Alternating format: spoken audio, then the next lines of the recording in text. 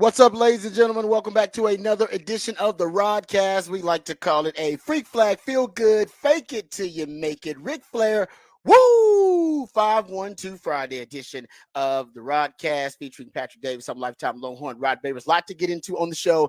NBA playoffs just got a whole lot more interesting. A couple of upsets, actually a huge upset, I should say, historic upset in the NBA in the second round of the playoffs. We'll talk about it. We'll review the games last night, preview some of the matchups coming up tonight. Also, we'll get into some Texas football conversation, as DJ Khaled would say, and another one. The Longhorns, yes, they get another defensive tackle via the transfer portal. It giveth away, and it taketh as well. But right now for the Longhorns, it giveth. It giveth for the Longhorns, right? It giveth the transfer portal. It giveth and it giveth. It's plentiful, especially at the defensive tackle position. So we'll get to that coming up a little bit later on here in this segment. Also, go behind the burnt orange curtain next segment. Talk some more Texas football. Steve Sarkisian, he's on the talking tour, so he's doing a lot of different interviews. He spoke with Josh Pate. We got some snippets from that interview. We also have a couple of cuts from his interview that he did with my man Sid Golden, also with Kirk Bowles on their second thought podcast. So we'll get to that coming up. We'll play as many of those cuts as we can. Talk some Texas football. It's always a good thing to talk Texas football on the show. As always, football season on the Rodcast. Speaking of football season, the NFL, there are a couple of stories there. The Texans made another trade. Nick Caserio continues to cook. Made another trade for a wide receiver. We'll talk about that. There's also some betting lines out for the 2024 college football season. We'll dive into those coming up next hour. And of course, Rod's rant of the day. Also a Texans related rant. Hadn't talked a lot about the Texans. We always talk Cowboys. We always talk Longhorns. We'll get into some Texans conversation in Rod's rant of the day. And of course, your usual favorites. Big fat poll of the day. What the facts, what the stats. We'll also get into off the record a little bit later on the show. Who said that?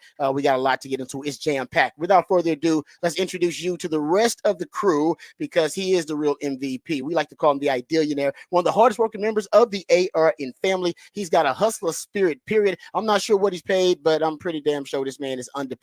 Ain't no 401k for this hustler, and he's a hustle man of many talents. It is my friend, co-host, and neighbor. It's Patrick Davis, y'all. What's going on, Patrick? How you doing, brother? Doing good. It is Friday. It is nice. Gonna enjoy a weekend where we don't have much going on. I know next weekend we'll be out amongst the people next weekend.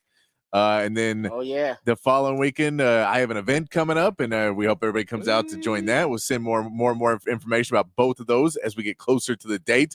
But looking forward to enjoying a nice, calm weekend this weekend. Nice, calm, watching basketball and Mother's Day, baby. It is Mother's Day. Go up and see the family. Go up and see the mom. Yeah, go do that one as well. Let me introduce my co-host. He's a proud alumni of DBU. He's got more papers than Dunder Mifflin and watches more film than Siskel and Ebert. He is the new Rod, father of Austin Sports Radio, Mr. Rod Babers. Thank you for the intro, brother. I appreciate that as always. And also I appreciate Patrick and all of his hard work because he wears many hats on this show. That's why we call him the real MVP. He'll have your big fat poll today coming up at 6:45. Also, Patrick comes up with the musically themed days of the week, 512 Friday, one of our favorites. And that's when we play local bands and artists. Well, Patrick does. Plays local bands and artists that you have a chance to hear live right here in the ATX. So 512 Friday, always a treat. And we look forward to that. All right. Also, he does the horn headlines, which you'll hear momentarily. All right. Before we get into that, you can always be a part of the show. You're the most important part of this thing. Hit us up. Your participation is key. 512-447-3776. Like I said, we'll talk NBA. We'll review the NBA here, and we'll get into the latest transfer portal acquisition for the Longhorns. Yes, another one, another defensive tackle. That would make 3 in total they've gotten via the transfer portal just this offseason in 2 transfer portal acquisition cycles, the spring and the winter one. So it's very interesting right now. You can tell Texas, they are exhausting all possible options to make sure that they fill that hole on their roster, the D tackle position. So we'll talk about it, break it down from every angle. Before we do, let's get updated. Let's get informed. Let's get educated with all the top stories of the day with my man Patrick Davis and the Horn Headlines. All right, your Horn Headlines brought to you by Top Gun Rentals and Lawn Equipment. Texas softball took care of Texas Tech 13-4 to advance in the Big 12 tournament behind 4 RBIs from Katie Stewart yesterday. The Longhorns will now take on Baylor in the semifinals tonight. Texas baseball heads to Orlando to take on UCF in their last Big 12 road series and the first time the two teams have ever met. The Longhorns are currently tied for second in the Big 12 3 games behind Oklahoma. In the NBA, the Cavaliers use a renewed focus on defense to even their series with the Celtics 118-94. Evan Mobley provided a big boost with 21 points and 10 rebounds in a game that Boston was out-rebounded by 13 boards, and the Celtics only shot 8 of 35 from 3. And the Mavericks even their series with the Thunder, winning 119-110, with Luka Doncic getting back into his rhythm with 29 points and 10 rebounds, and P.J. Washington providing a huge spark with 29 points and 11 rebounds before fouling out. Tonight, the Pacers hope to get back on track at home against the Knicks, and the Nuggets will travel to Minnesota down 2-0 in a must-win game against the Timberwolves. And in Major League Baseball, the Astros finally got a win over the Yankees following up 2 first-inning home runs by Alvarez and Singleton, with another solid start from Ronel Blanco, who picks up his 4th win of the season. The Astros now move on to a series with the Tigers, while the Rangers start a series with the Rockies. Colorado currently sits with the worst record in MLB, and the Rangers will try to add on to that with pregame beginning at 7 p.m. right here on The Horn. And that is your Horn Headlines. All right, thank you, Patrick, for the Horn headlines. We appreciate those. Let's start with one of those headlines. The Mavs getting the big win last night, and Luka started hot. He had 29, 10, and 7. They won 119 to 110, but really P.J. Washington was the story. We talked about the supporting cast, the other guys that have to step up, someone other than Luka and Kyrie, and P.J. Washington was that guy. 29 points, 11 rebounds. I mean, this is a guy that averages, in points per game in the regular season, 7 of 11 from 3-point range. That was, to me, the biggest factor, is that you had a guy like PJ Washington who stepped up and gave you essentially, he basically gave you the offensive support you needed for them to be able to win game 2. And they're going to need somebody else, if not PJ Washington, to step up all throughout this series and be the other option when Luka and Kyrie, obviously what they're going to bring to the table, or when they're neutralized, they'll get all the attention. Somebody else has got to step up. And that was PJ Washington last night. Yeah, I mean, there was several factors in this game, and Kyrie basically wasn't a huge factor offensively. He was passing the ball very well. He's had some amazing assists in the game, but only scored 9 points. But yeah, PJ Washington, and I'll throw in Daniel Gafford, Tim Hardaway Jr., all those guys, it brought a ton of energy. And it was one of those pieces where they out-rebounded Oklahoma City. They made a push to get the ball. They made it. Luka Doncic was getting rebounds early, which Luka normally doesn't get rebounds until the 3rd, 4th quarter. When he starts to really get into it, he was going after boards early. This team came out with a lot of energy, realizing their backs were kind of up against the wall. They really needed to steal one in OKC. They didn't want to go back to Dallas down 2-0, because that's just a hard hole to climb out of. Even if you're playing for home court advantage, it just makes it a lot harder. So they really came out with a ton of energy in this game, and it showed. And PJ Washington was a key to that. I mean, he ends up fouling out because he was trying so hard to be active on the boards, trying to be active on defense. They were trying to push guys off the 3-point line. They were able to go and create contact more. I think they made an effort to get to the free throw line, to get some of their guys a little off their bearings, knowing that they're a young team, that they might bite on a couple more things. They got Lou Dort in foul trouble, which helped out early in this game. That Dort was, that Luka kind of gives him a little bit more space when you take off one of the best perimeter defenders in the league and make him sit on the bench. That was a big piece of what happened. And then Tim Hardaway, there was a point at the end of the 3rd quarter where they sat down Irving and Doncic, and you were really worried for a minute if they was going to go okay. And I think Hardaway put up 10 straight points. And that was really kind of the breaking point of the game, was you let Luka get a little bit of rest so he could come back in the game and perform at the end. And it was a gamble that Jason Kidd took, and it worked out for him, because Hardaway put up some points, and this Mavs team felt like everyone was kind of on the same page. A lot of times we hear the stuff about how the offense isn't necessarily everyone's not having fun when Luka has the ball all the time. It looked like they were moving a little bit more. It looked like they were trying to get down court. You were being rewarded for getting down court quicker and trying to move the ball and just play like your life depends on it. Play and play as if you lose this game, you're probably going home. You're probably, this is if you go down 0-2, your odds of winning the series drop dramatically, even though you're still at home. So why not go and try and steal this game, and then we'll figure out what we're going to do, because we're going to go home and sleep in our own beds. They got to travel to Dallas.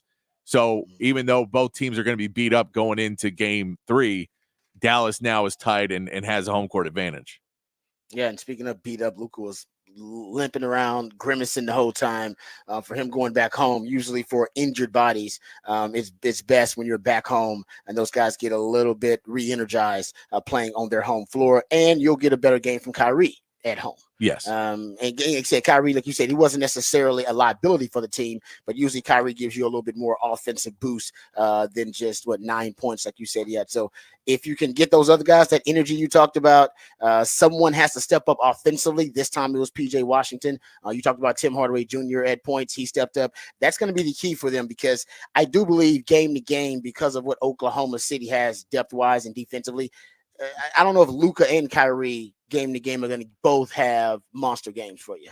Yeah. Seems like, that defensively they're going to try to take one of those pieces away, or maybe they will be able to take one of them away situationally throughout the game, or at least match up game to game. And Luka obviously had a great game, and he was efficient. This is something that, you've talked about.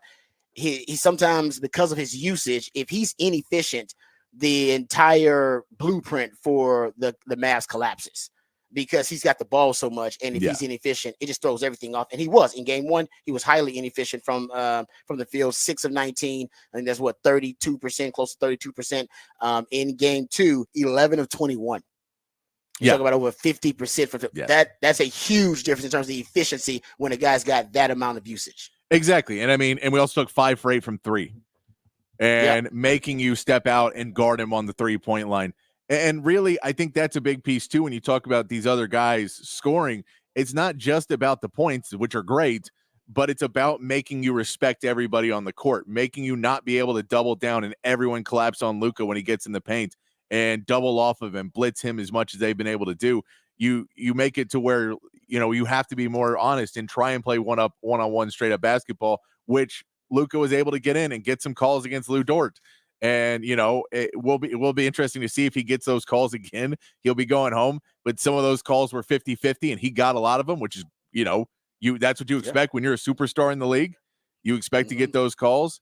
And for him to be able to pull that off, understand, keep going in there, keep creating contact, keep putting yourself in a position where you're going to make Lou Dort have to work harder and harder to guard you, make whoever's on you harder and harder. I mean, they basically had to bench Josh Giddey because he couldn't play defense. His defense was such a liability, and they couldn't switch him off, so they moved him, and he was basically out of the game. What did he play, 8 minutes, something like that? You might be right about that, yeah. Yeah, Josh Giddey played 11 minutes in the game. 11 minutes. Okay. 11 minutes in the game for Josh Giddey. That's one of your starters. That's supposed to be one of your pieces going forward. They were not thrilled with what he was doing on either side, bringing the energy. But that's the piece, is you now look at this, and as good as this game was, you now go back to a day game on Saturday. So you really don't get a huge amount of rest before you come back, and you're playing at home. And Daniel Gafford had a hand injury, and Luka Doncic, he took that spill early in the game, which when he fell at the beginning, it was one of those pieces where you're like, oh, this usually helps shooters. I don't know why, but the more pain you're in, for some reason, it helps shooters a little bit. Maybe because of the focus, because if you heard maybe something about the focus when you are. I think it's something like that, where it just gets more into natural motion, and you're just doing what you're supposed to be doing. You're not in your head. And for whatever reason, it's one of those things when you get mad, it's like, what's the Rocky line? He's getting angry. Oh yeah. No, you're right. Yeah. No, I forget the line, actually. I don't want to screw it up. But I know what you're talking about. Yeah. But that's basically what Luka was. Is he felt early in that game, and it just switches a different piece of your brain on. And when that happens, he felt really early in that game, just got tangled up. You were like, okay, let's see if this helps. And then he hits a couple of threes. And you're like, okay, I think that fall may have kind of taken his focus to, all right, I'm worried about my tooth. I think I may have my tooth may be falling out, and my nose hurts, and I skinned up my knee, and it hurts, and my ankle's already hurt, and I'm already really beat up. But I'm in the zone. But now I'm hitting threes, so who cares? Let's go make it work. I'll get up and down the court. And he played, he was playing better defense. It wasn't like he's ever going to be the whole team was energized, man. That's part of it too. It's not like he's ever going to play great defense, but he was at least getting out on SGA and getting out on guys and putting it. And this was the first time we saw the matchup of the second and third place vote getters in the MVP and what they meant to their team and what you can do together, where they didn't have to be the score every Yeah. time, but their value on the court was enormous because they were drawing defenders, they were passing the ball well, they were spacing well. There was a lot of pieces that they did well. And then down the stretch for the Mavs too, you throw in that when they did slow it down at the end, when they were really just trying to, stretch the, just trying to shrink the game time and make it to where, you don't allow Oklahoma City possessions to get back in the game. They were able to score enough in those without PJ Washington on the court, hit some big shots that, it was a all around effort that you need to put in when you're playing a 1 seed. I believe in Rocky, the line is Apollo's talking to Paulie, and he says Rocky's getting killed. And then Paulie goes, no, he's not getting killed. He's getting mad. Yes. To your point. And that's right. That is kind of how it was for Luka. Because earlier in that first quarter, I believe he scored 16 points in the first quarter. Yeah, and it was when he came back out in the second half, you could tell the adrenaline had worn off. Oh, yeah. So that stiffened up a little bit. He stiffened up a little bit, and he wasn't there. And so by the fourth quarter, he kind of got back in. But yeah, and I mean, I'll throw it Jason Kidd as much because we'll give him flack enough times of not being that decision to pull Luka and Kyrie at the end when the Mavs had the lead, but they had been getting killed every time you pull them out. And, he just kind of trusted his team to go out there and said, run. Just run with the ball. Just go and try and make plays. Don't turn it over, but go.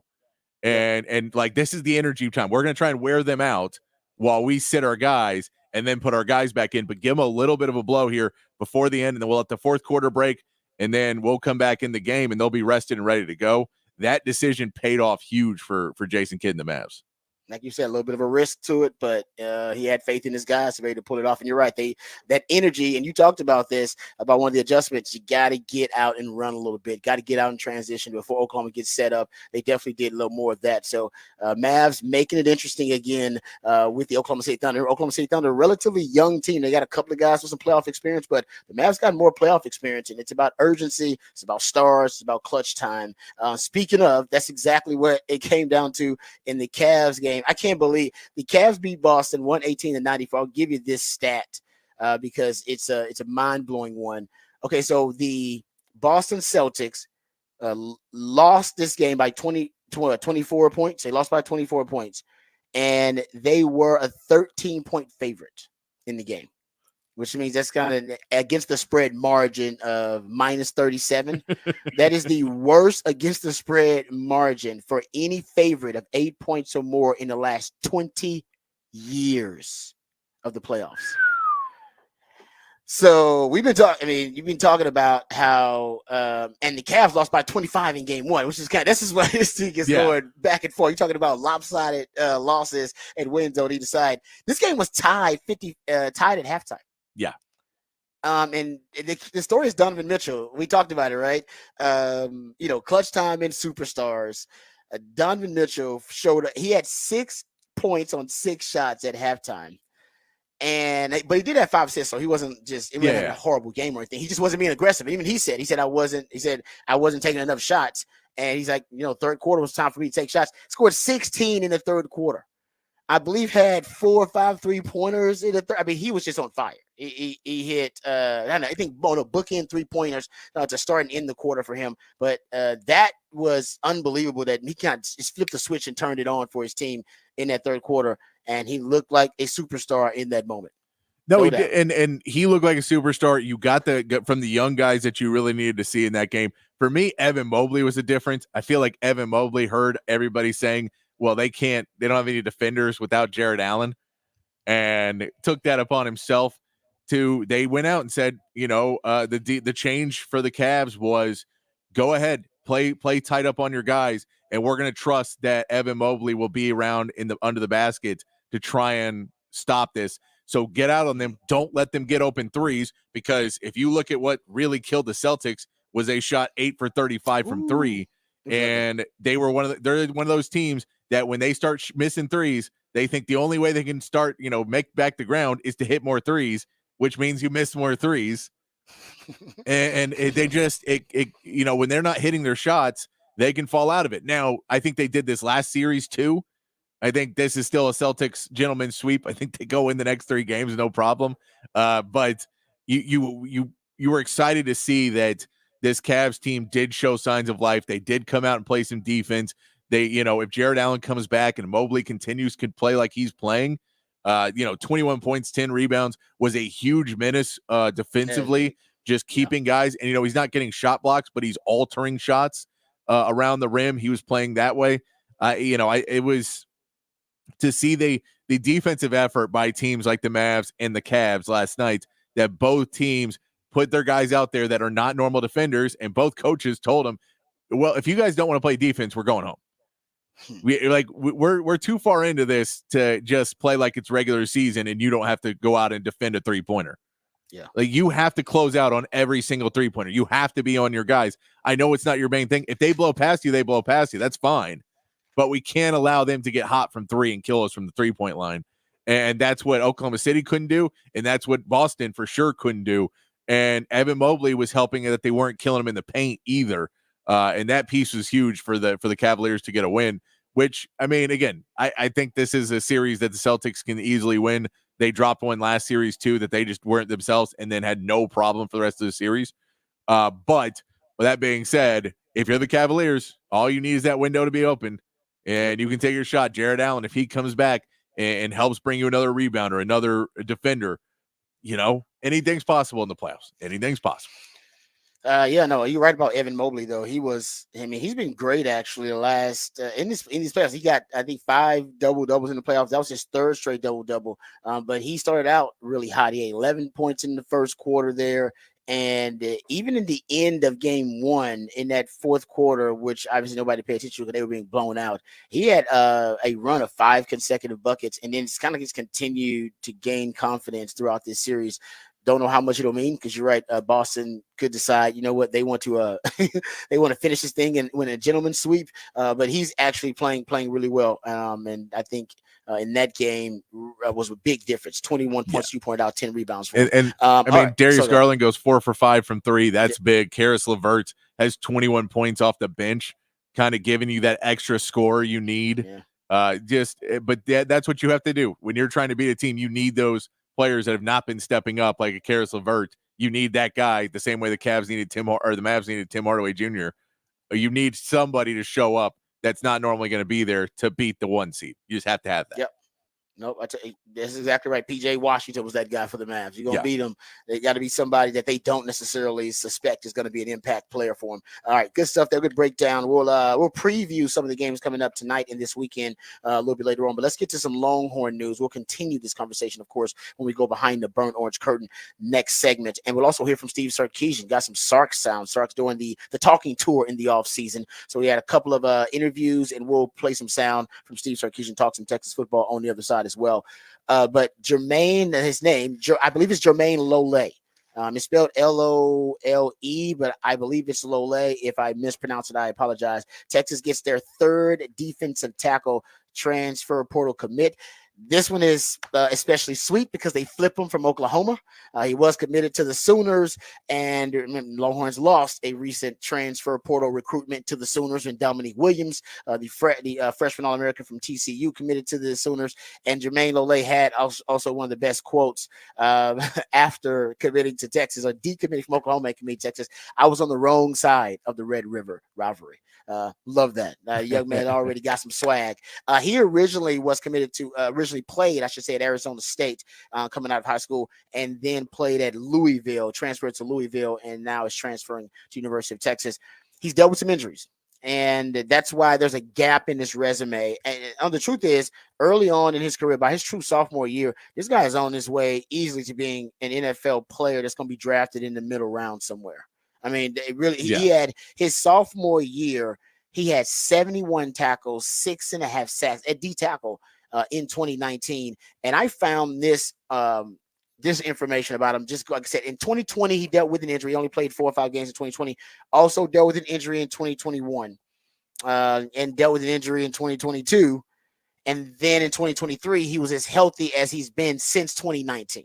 So you got a gap in his resume because he had a tricep injury, a meniscus injury, an elbow injury. Okay, so that's a lot, and I understand that's a risk for the Longhorns. But if you can get him healthy, in 2019 when he was healthy, and he played multiple shades, he played 3 technique. They had him on the edge a little bit. as well.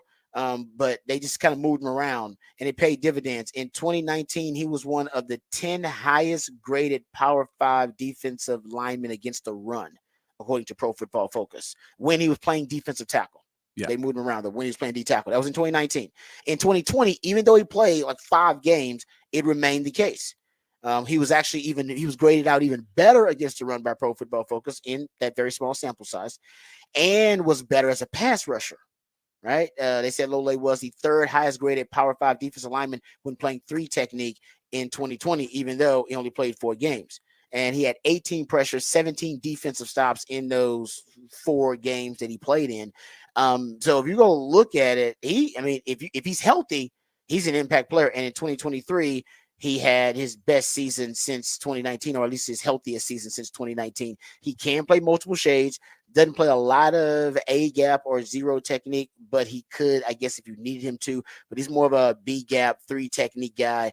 But he has the potential upside to be an every down D tackle. The problem right now with the D tackle room is that you either have guys who are really good high level pass rushers or guys who are really good high level run defenders. And what you want are your T Sweats and your Byron Murphy, who are both 3 down players. But if you don't get that, you got to moneyball it. And situationally, or at least matchup wise, week to week, knowing the skill sets of these guys and knowing when they need to play and how you need to rotate them, he potentially could be an every down guy if he's healthy. He's got that kind of skill set.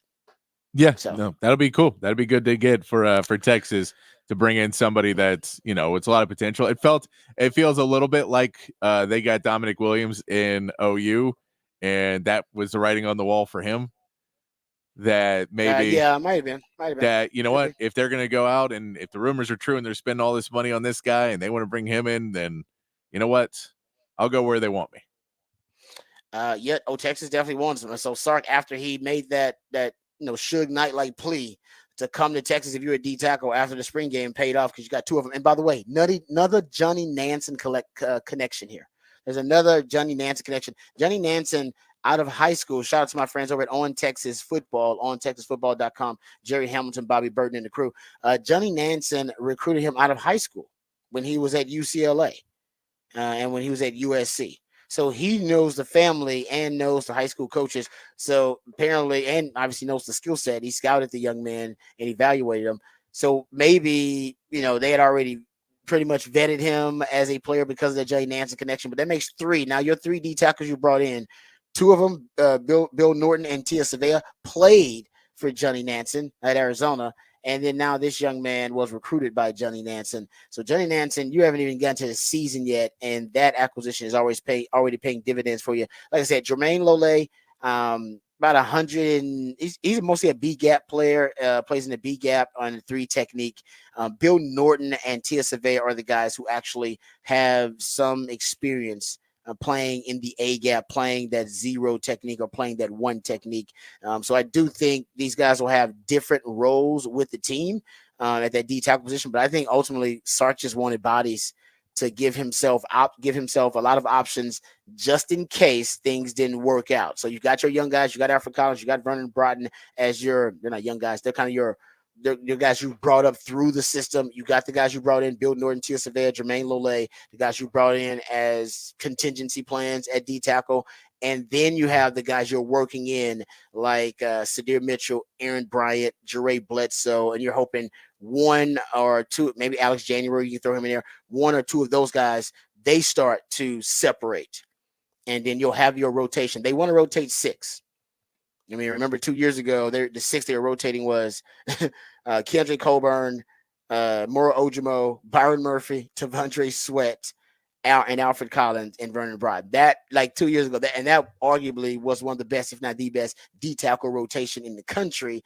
And they want to get back to something like that. Now, losing 4 NFL drafted defensive tackles in the last 2 years, it's tough to replace that. And the truth is, Texas needs a short-term plan and a long-term plan at D tackle because they're going to lose like 4 or 5 guys this year. I mean, Alfred Collins is going to be gone. Vernon Broughton is going to be gone. You're going to lose Tia Savea. You're going to lose Bill Norton. You're going to lose Jermaine Lole. I mean, you're about to lose all these guys again. You need a short-term plan, long-term, because Jermaine Lole is a 6th-year senior. Bill Norton, 6th-year senior. Alfred Collins, fifth-year senior. So is Vernon Broughton. Tia Savea is just a senior, and then you got the young guys. So you're going to lose 4 who step up, like an Aaron Bryant, like a Sadir Mitchell, like a Jere Bledsoe, Alex January. If those guys don't step up, you're going to be doing the same thing next year. So you need a long-term strategy and a short-term strategy. It goes to what I've been saying about D tackle, period. That is a premium position at the NFL level. And what you brought up yesterday, Patrick, that, hey, it seems like it's a premium position now at the college level too. Yeah. Period. It's just a premium position overall. And that's the way you got to approach it if you're sorry. There's just not enough. If there's not enough. That's supply and demand. Basic economics. Yeah. And right now, I think that's what Texas is trying to, monopolize and get as many of them as they can via the transfer portal. But make no mistake about it, Texas has to address this. This is not going to be just a Texas issue. This is going to be an issue everywhere. Yeah. Across all football. That's what makes it the rarity of it makes it valuable. That's what we saw with. I remember we saw with Alabama 2 years ago. When we were talking about when Texas played in the first time, we were talking about Will Anderson not being as effective that entire season. And part of that was their interior D-line was the worst interior D-line Alabama had in probably 10 years. And that was kind of the start of it, where you saw where they were becoming more and more of a premium position. It was more and more teams where you couldn't stockpile them anymore, because they realized, if I'm a top tier tight end, or top tier D lineman, interior D lineman, I can go play. I can go play somewhere else right now as a freshman. I don't need to sit behind and wait till my senior year to play. No. I can go somewhere and play right now because people want me. Like the recruitment is stepped up from, hey, you come here, you'll be a good piece of it too. You're going to be a focal point of our defense. We need you. Well, we played the audio yesterday of Brian Kelly being asked by, a reporter, hey, how's the D line recruitment going? D tackle recruitment going? He's like, frankly, not well. And what did he get into on his rant? He was like, basically, players want to be bought. Yeah. And he's like, and we're not into buying players. And I think that was related directly to, man, some of these D tackles, they're asking for a whole lot more money than we're ready to pay. And you better be ready to pay, because I think these D tackles they're wise now to their value overall, as Patrick brought up. All right, we come back. We got some Sark audio that we're going to play for you. He's doing the talking tour. He sat down with Josh Pate. A lot of interesting stuff there. He sat down with also Seth Golden and Kirk Bozo, the Austin American Statesman, on their podcast. So we'll get into both of those. We'll play audio from both when we come back. All of that and more right here on the Rodcast, featuring Patrick Davis on Lifetime Longhorn. Rod Babers coming back on the horn.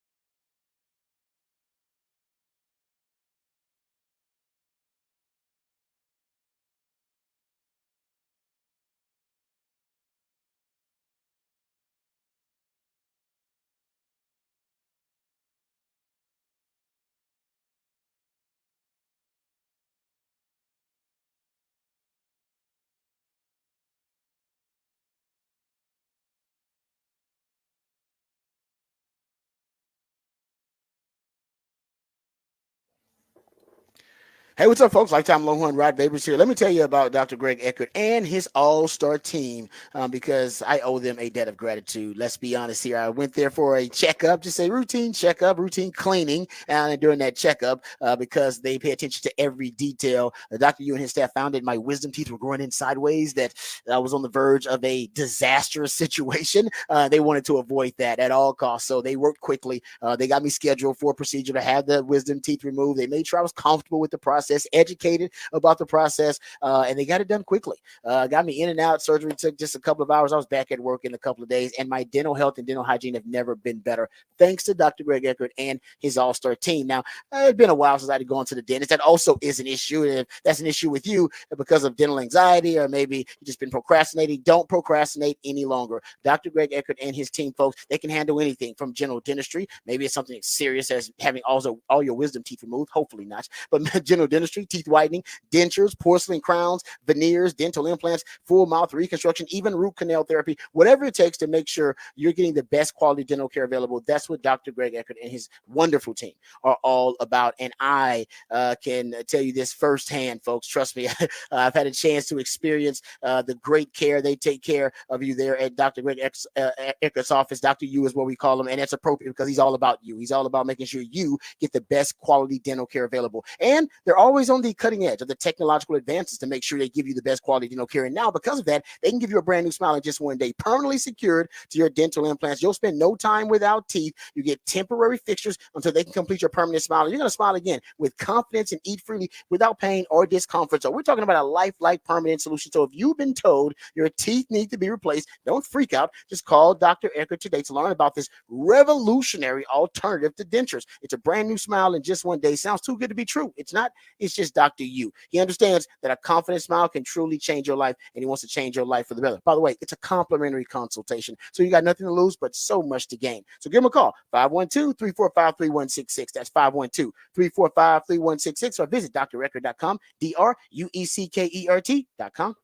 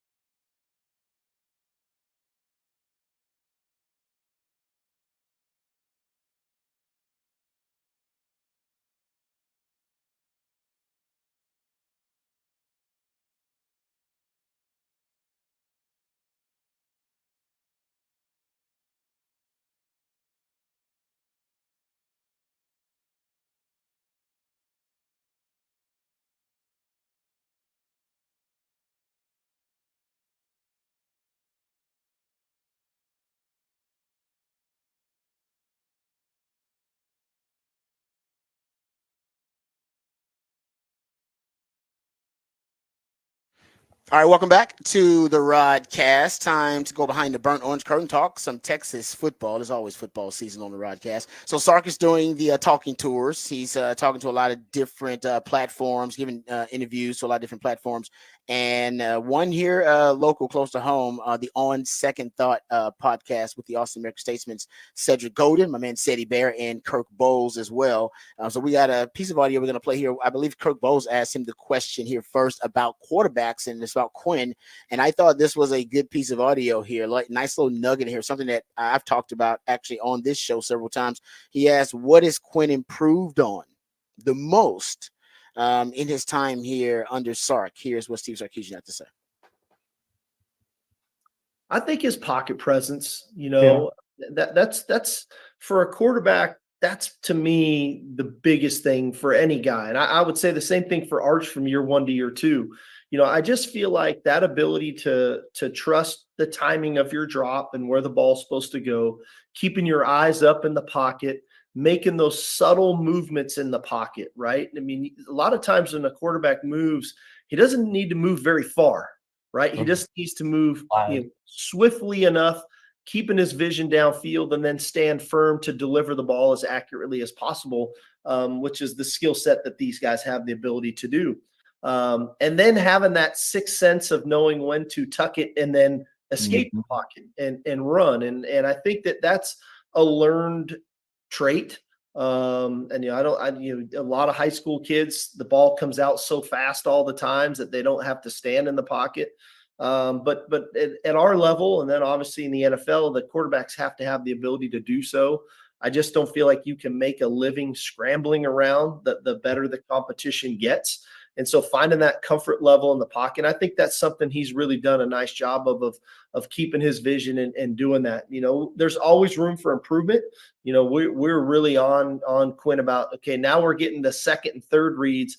Let's be so comfortable that we're going to third, fourth, and at times the fifth read, and finding that rhythm and that ball getting out of his hand, because there's a frustration aspect to that too. If you're a defensive player, you want to rush the quarterback, you want to get home, but when the ball gets out of his hands so quickly, that can create some frustration, and that also gives your offensive line some confidence. So we're continually pushing him on that front to try to make that a strength of his game.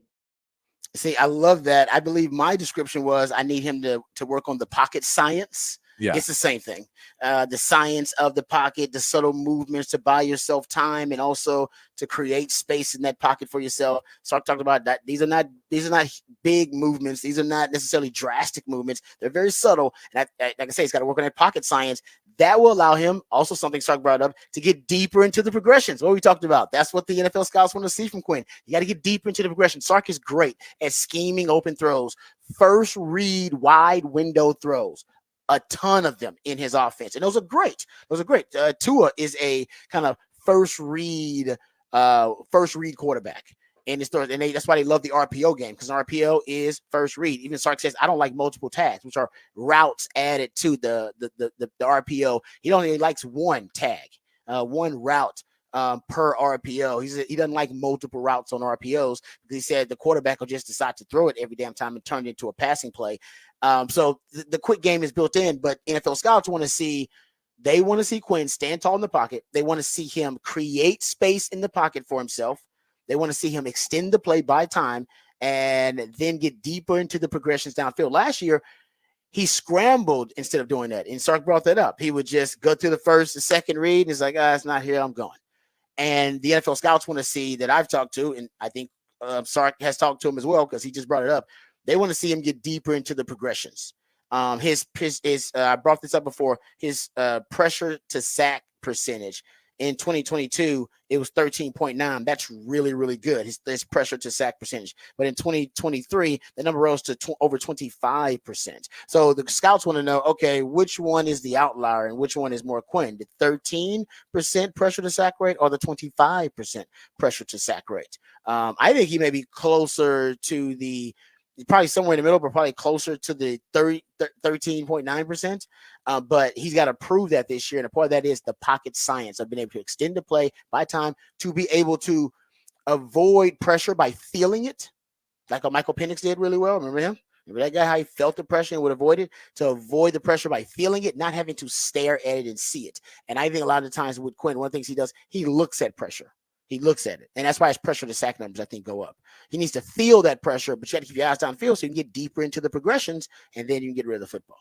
Yeah. So that's Sark was saying the same thing. I called it pocket science. He called it pocket presence. It's the same thing. Yeah. Maybe a subtle difference. Okay, so Josh Pate also interviewed Sark, and shout out to my guys over there at the Awesome American Statesman. That was Seth Golden and Kirk Bowles on the Second Thought podcast. Go check it out.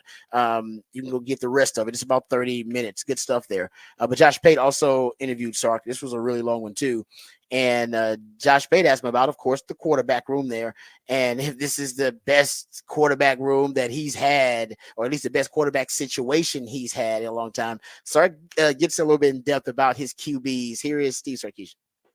It's awesome. It's the most difficult and the most important position in sports for a reason, right? You just think about the great teams. Very few great teams have won championships, NFL, college, high school. We've been covering this sport forever, that didn't have a really good quarterback. And he may not always be the most talented, but he was the leader, or he was the toughest, or he was the guy that everyone could count on. Like that position encompasses so much. That we recruit it that way. We recruit it as if it's the most important position. And it's not always about the talent.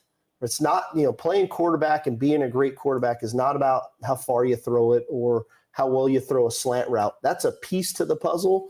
What type of leader are you? What type of work ethic do you have? How do you relate to everybody in that locker room? How do you relate to your community? Do you instill belief in every person in our building when we go take the field that we are going to win this game? That's what the greatest quarterbacks have. And that's what we try to look for in recruiting. And then that's what we try to develop when we get them here. And we've had a decent amount of success over the years. And I think this is another great room. I mean, having Quinn back for his third year is huge. Watching his growth and maturation over 3 years has been incredible. Just looking at Arch from year 1 to year 2 and to see how far he's come. And then we've got a young player in Trey Owens who we think is going to be a really good player as well. So we like the room. You knock on wood. You hope you don't have to go to all those guys that on the depth chart. But a year ago we did, and we were able to find a way to win a couple games with a backup quarterback starting. I'm talking about the depth at quarterback. He likes that depth. I mean, I told you guys you were going to be impressed with Trey Owens, and I think he exceeded my expectations in the spring game. Speaking of depth, going back to the On Second Thought podcast with Kirk Bowles and Sid Golden, they asked about Arch Manning and what Arch has improved on the most. Is it the same thing as Quinn? Here's what Steve Sarkisian had to say. Well, I think so. I think Arch has come a long way. That was part of the reason I wanted to play him so much in the spring game, because he didn't have a lot of experience. He had limited reps in the spring game a year ago. Then, he got a few scrimmage type stuff in fall camp, pretty limited stuff there in the fall in-game reps. And so when this came around, knowing, hey, I had Arch and I had Trey Owens, I needed those guys to go play. I needed them to get reps. I needed them to have, fail a little bit and have to rebound. And what does that look like? And outside of them just getting sacked and getting hit, I tried to make it as game-like as possible, because those guys are a play or two away, right, from competing force on a team. And so I feel very comfortable with Arch and where he's at. He's shown a ton of growth, and proud of his growth. And I'll say this about Trey Owens. For a kid who's 15 practices in, who's going to graduation here at Sci-Fair this month, I was really impressed by him. I think his pocket presence is very comfortable, and his ability to stand in there. So I feel good about that room, and if their guys' numbers are called, that they'll be ready to perform. There you go. There's Sark. He's really giddy about those quarterbacks. Even the third string quarterback, Trey Owens, he's really excited about. And remember, guys, unfortunately, knock on wood, Quinn is only the last time he played an entire football season, started and finished one, was his sophomore year. So that's also something NFL scouts want to see from him.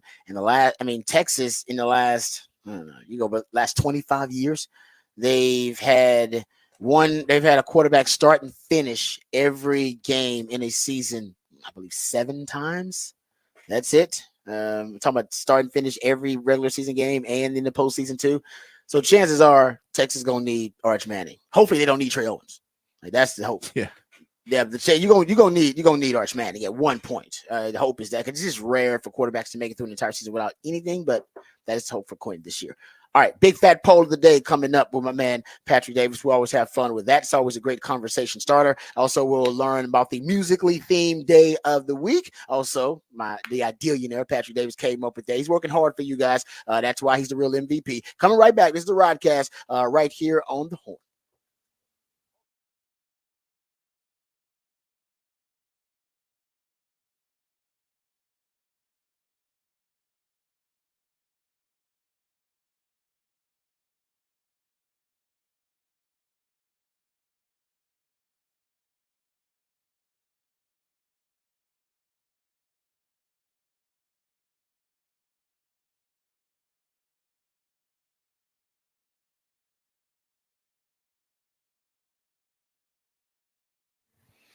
Hey, what's up, folks? Lifetime Longhorn, Rod Babers here. It's been raining a lot here in Austin, a lot of moisture in the air. That can work for you, actually, if you're trying to get your yard in top-notch condition. If you are trying to get your yard in that beautiful, lush golf course condition, as we talk about all the time, you need to head on over, first of all, to Callahan's General Store. They have all the resources, all the supplies that you need to make sure that your yard is looking great. They also have the know-how. They have the expertise. They have the knowledge there at Callahan's General Store. That's what I love about it. You go there, you let them know exactly what you need. You're trying to get rid of weeds, or hey man, I'm trying to grow some fresh green grass. I got brown patches that I'm trying to get out of. Oh man, I'm starting my own garden, so I want to make sure my garden is looking lush. I need some seedling vegetables, things that I need. Or you planting trees, whatever you're doing to make sure that your yard and your lawn and your outdoor living space is looking great. My friends over at Callahan's General Store can help you out with that.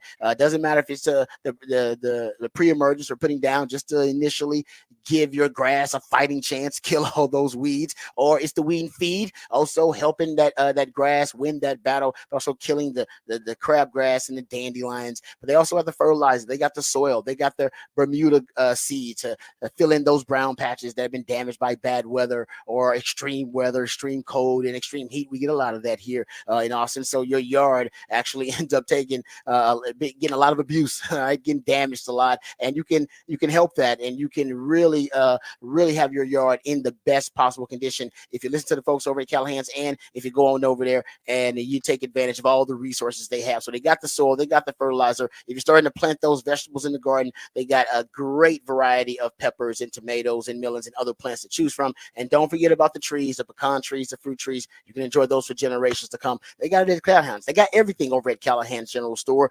So go over there, check it out. You know where it is, 501 Bastrop Highway between downtown and the airport. Every day is a great day to make it a Callahan's day.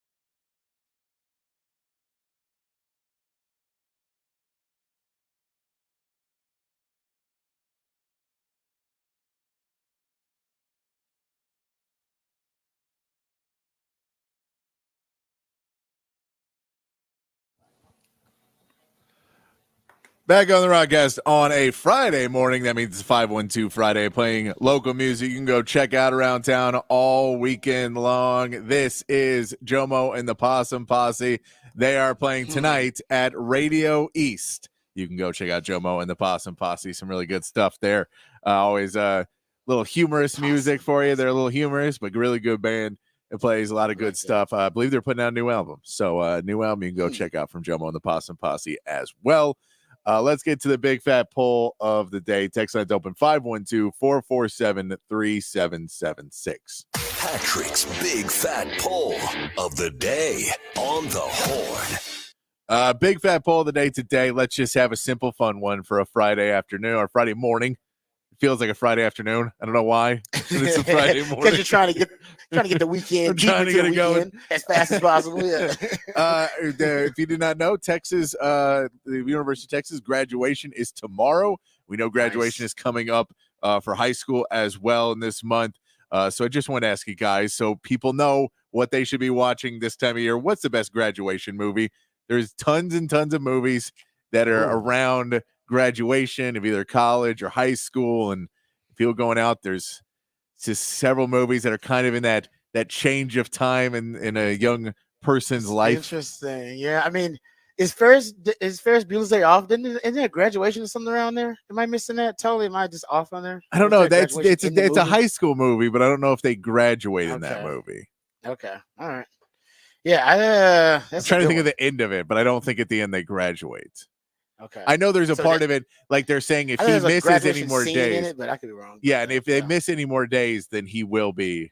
He won't graduate. I know it was around.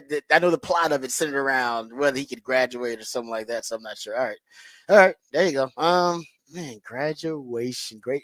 I got to think about this. I watch a lot of movies too. I don't know if I mean, the easiest answer is The Graduate. I think is around that, but then like Dazed and Confused from here in town. Self-explanatory. Dazed and Confused is kind of about graduation, and there's a lot of those coming of age movies. So we're asking on the text line 512-447-3776. What is the best graduation movie? Does that have a graduation scene in it? Is that the key? Like, what's what's making it a graduation movie? I think I'm going with plot of it. I think I'm going with movies that are kind of those coming of age movies. So Ferris Bueller might fit into that because they're kind of that hitting that next point of your life movies that are kind of this point is ending and you're going into the next phase of life. Graduation movies. Superbad, I think, falls into that category maybe. Superbad. Oh man, because that whole movie's about their last hurrah before they go off to college. So this is about high school hijinks, pretty much. Well, that or college hijinks. Any graduation of any kind. All right. Okay. All right. So you almost make it feel like it's like it's a school related. It's got to be like in school. It's like basically it's somewhat school related. Yes. Best movie that was centered around academics, whether high school or college. Like you were in pretty much in school. Yeah.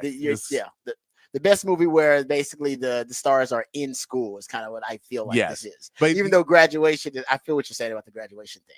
Oh man, we can open this up forever. Now you open it up to you've expanded now the universe of this topic, man. You can go all deep into it too. Because the crazy part about it, I was watching, I don't know why. So my wife questioned why I was watching. I was like, man, you're just too young. You don't understand. I was watching Back to School. Remember Back to School? Oh, with Rodney Dangerfield? Yes. Dude, is that in the conversation? I count that, yeah, because Back to School is awesome. Awesome. He's got to do the triple. He's got to do the triple Indy. Yes. My wife questioned. I was like, "Babe, you don't like Back to School?" She's like, "I don't know. I don't even think she's seen it. I don't think she was like, I don't think I've seen the whole thing." I was like, "Oh, Back to School is a classic, man. Rodney Dangerfield." Oh, so that honestly, that might be in the conversation. That might be. I do. I mean, anytime with Rodney Dangerfield, it's going to be classic. Great stuff there. All right, that's a good topic. All right, I like that. That's good for a Friday. We could open that up. That's pretty expansive because you're right. That was a coming of age in school graduation type movies. Man, there are a bunch of them just kind of running through. All right, we'll let the text line throw out a few before we decide to diagnose and dive into that topic. I will also next segment we'll get into some NFL news notes and nuggets there. The Texans made a trade. We'll dive into that. Nick Caserio is always up to something. Raj ran the day, also kind of a Texans related. Also, there are some betting lines out. I believe it's, if I'm not mistaken, I don't want to say the wrong thing, but there are betting lines out for the college football season. We'll get those and we'll dive into the 5 games that are listed for the Longhorns and whether we agree, disagree with those betting lines, essentially giving you some betting advice. We'll do that when we come back. All of that and more, and we'll discuss the big topic of the day, the big fat poll of the day, all of that and more right here on the Rodcast featuring my man Patrick Davis. I'm lifetime Longhorn. Rod Davis coming back on the horn.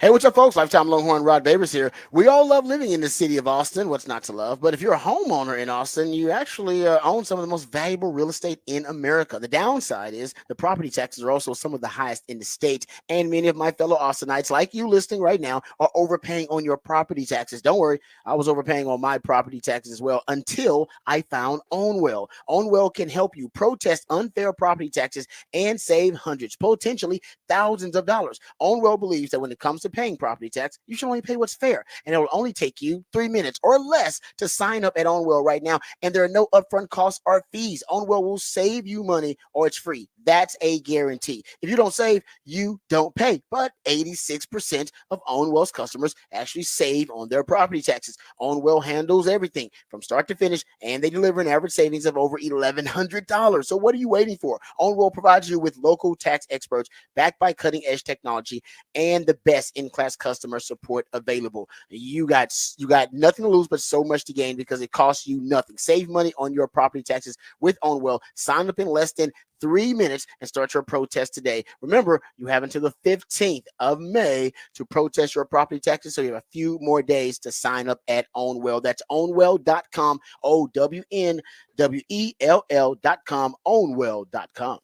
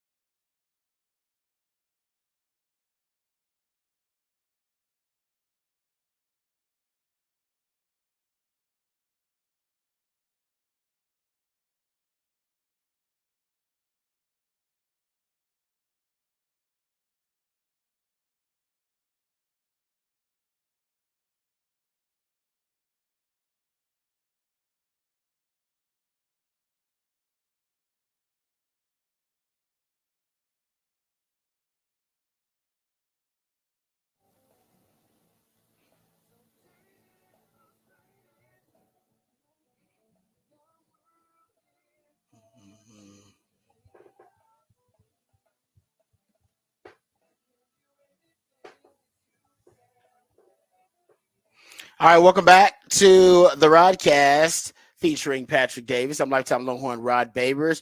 Patrick is the idealionaire on the show, so we call him. My co-host does a great job coming up with creative themes and musically themed days of the week. And today is a 512 Friday. That's when he plays jams from local bands and artists, very talented human beings that you have a chance to catch live right here in the ATX. Who we jamming right now, Patrick? This is Brian Andrew Lee. He is playing tonight at the Hill Country Galleria. I like that. There you go. No, I like this jam. It's nice. I want to let it play out a little bit because I was enjoying. Yeah, it's good stuff. That's why I like a 512 Friday. You can always look cool, sound cool in front of all your friends if you just listen to 512 Friday and look like you know where to go on the weekend. It's like, oh, y'all want to listen to live music? Actually, this is the band I want to go see anyway. Yeah. And you'll look really cool. So this is nice. This is a free 95 show, too, Oh. Anytime you get one of those free shows out at the Hill Country Galleria, Those are the best shows, man. The free 99. Oh, best price going. Can't beat it.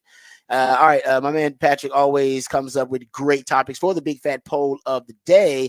And he's got another one. Patrick, let people know what the topic is for the big fat poll of the day.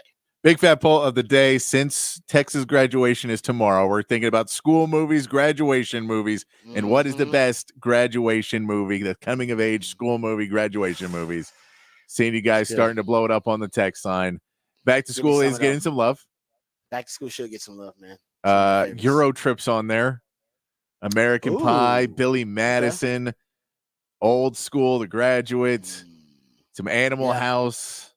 Old School is good. I forgot about that one. Animal House, of course. That's old school. Classic. I always love that there's the one scene in Animal House where they're trying to do like the rallying cry in the frat house, and he gives a whole speech. They used to play that it wrong, and he gets it wrong. They used to play that at Spurs games all the time. I know. That was a great one. Yeah, gets the historical reference wrong. No. You're right about that.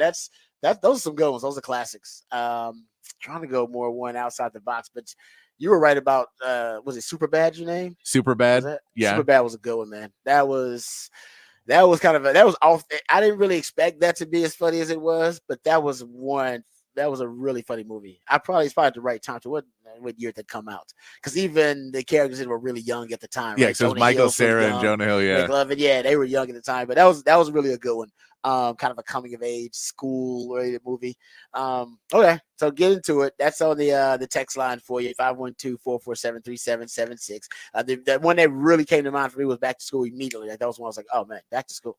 That just was like I said, I was just watching it last week, and my wife questioned my taste in movies as a result of me watching Rodney Dangerfield.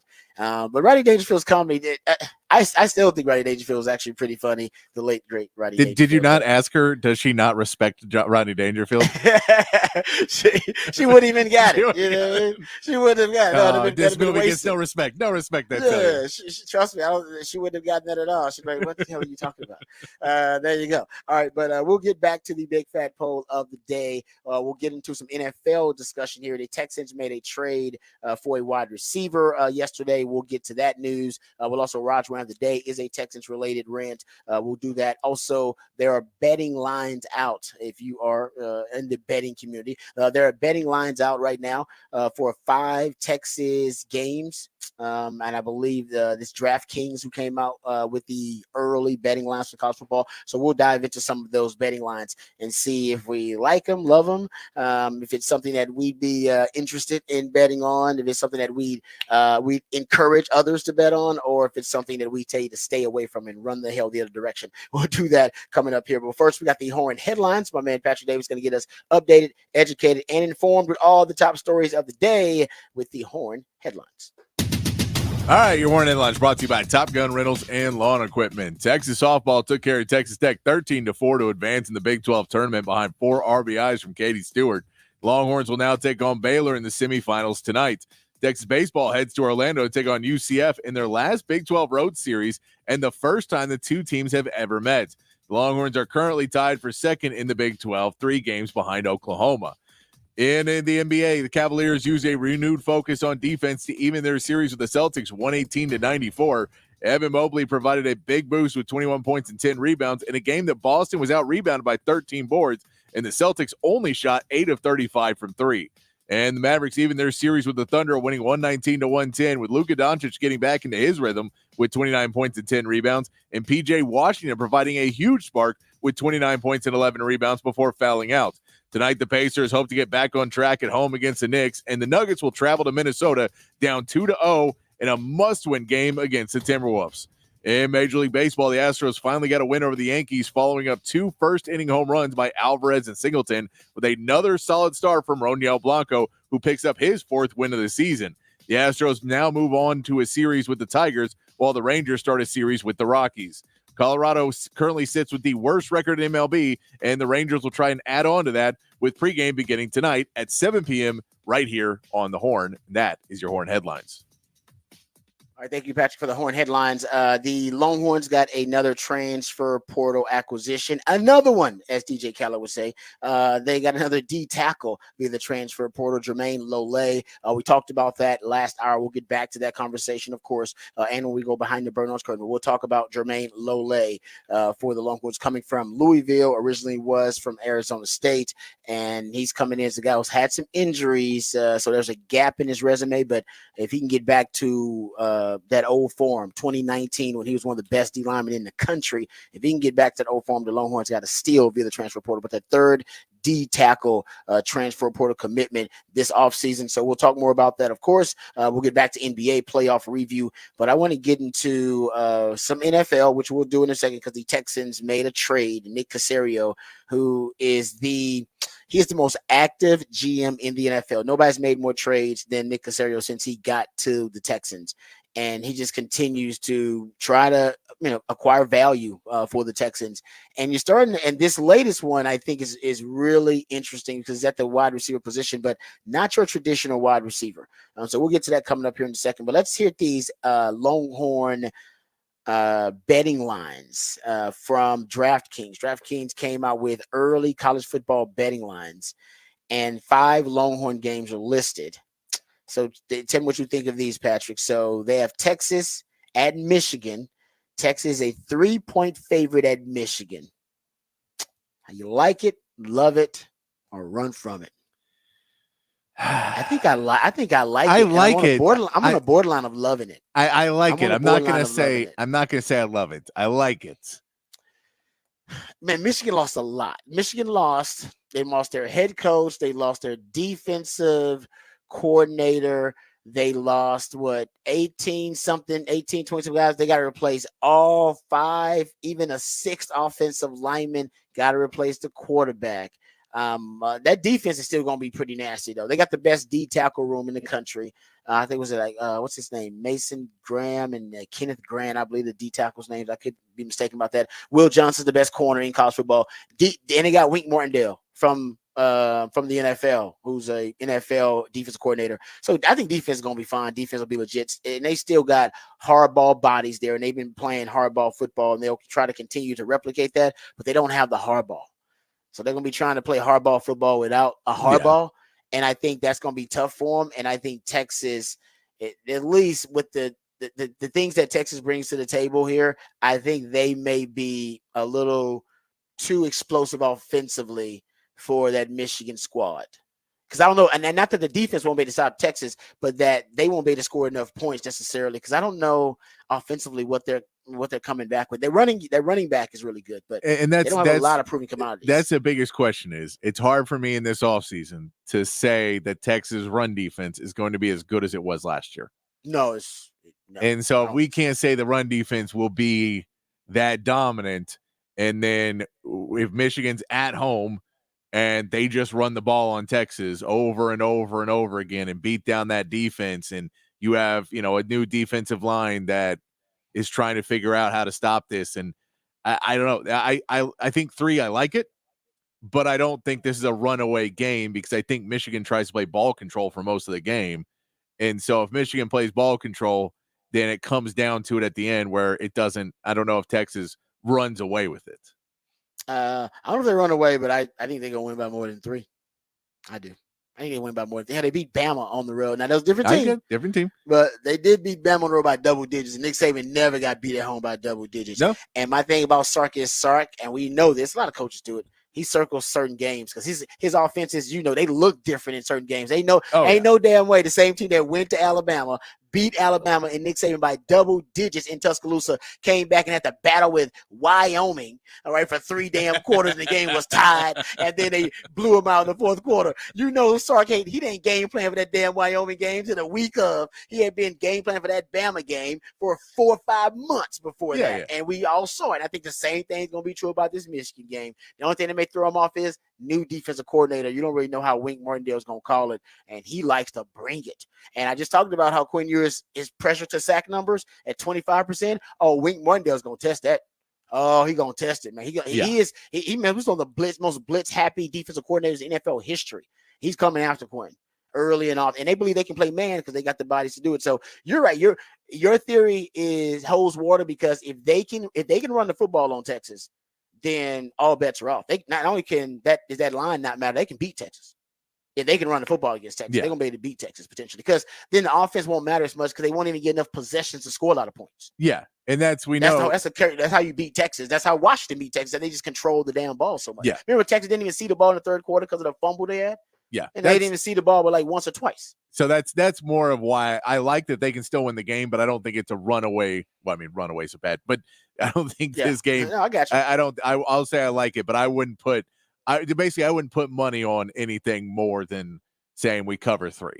No, I'm with you. I really do. I can see exactly what you're saying play out. That's why Texas got there. Another third defensive tackle right, in the transfer portal because Sark sees exactly what you're seeing, Patrick, that, hey, man, if we can't stop the run at Michigan, they just going to go power, and hardball bully ball down our damn throat. Yeah, we can't stop it in the SEC. They're going to go right at us.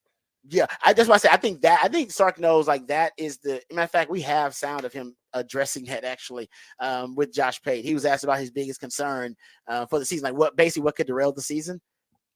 D tackle.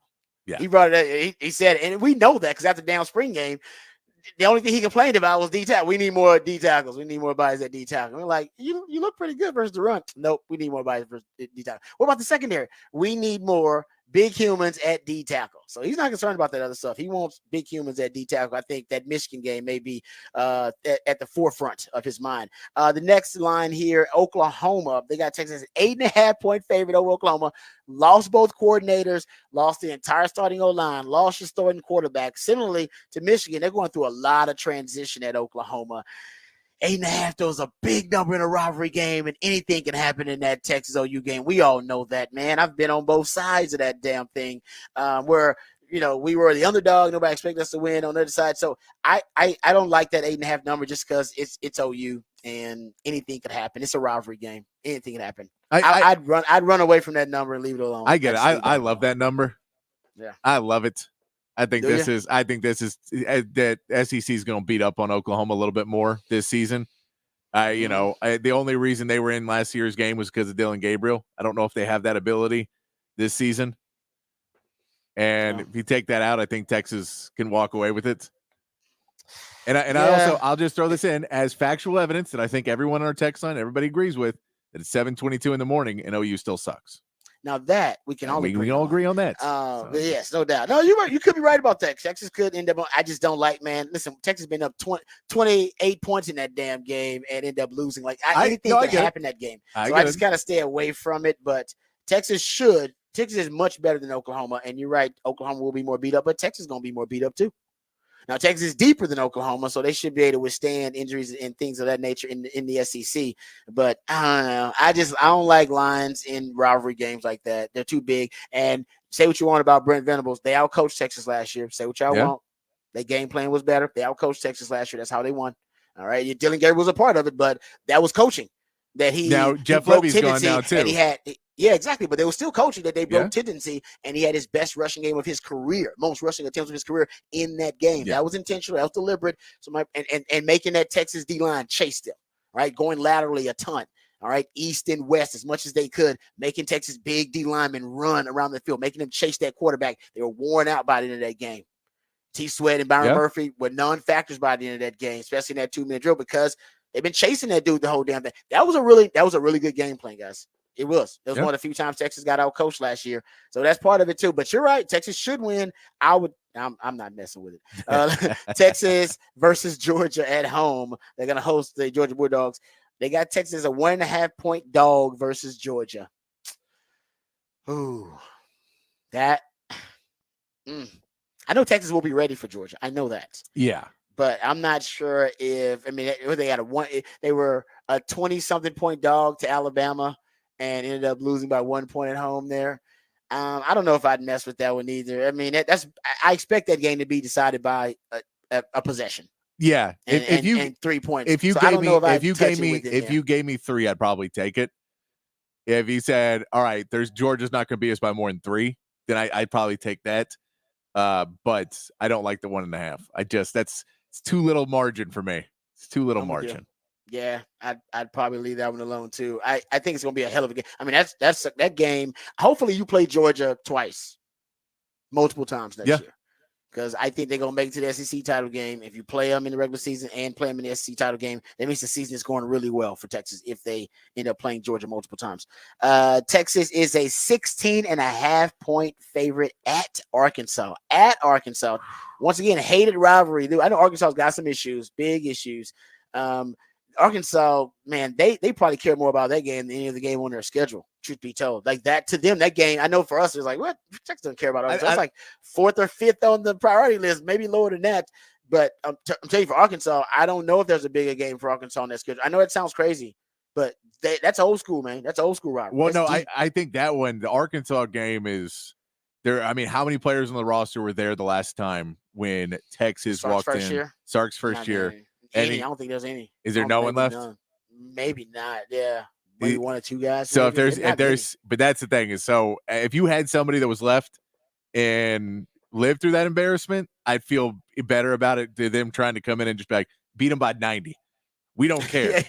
I want to see fans crying. But I don't think. Right. I think Sark's going to take it personal because for Sark is big. Yeah, I think for Sark it's going to be big. I think he's going to try and bring out the big guns and go for it against Arkansas because he knows he wants to kind of avenge that loss. But I don't know if there's players on the roster that have that memory, take it personal of like, no, we went there before and we got disrespected and we played terrible and we shouldn't. And now even if the guys were there, they weren't playing, because they would have been probably redshirt or freshmen. Yeah, I got to go back and count. I'm sure there are some guys. I mean, it's probably a few guys. I know Bendo was obviously on there because Bendo's been there forever. Yeah. So there are a few guys that were on there that remember it. I mean, that was Sark's first year. Now you're going into year 4, but with the transfer portal being different, I don't know if there are a ton of guys that remember it, but I know Sark does. Longhorn fans do, and it's a rivalry. So Sark probably has a circle. You can't circle everything, but I guess these 5 are probably your top games next season if you had to prioritize as a coach.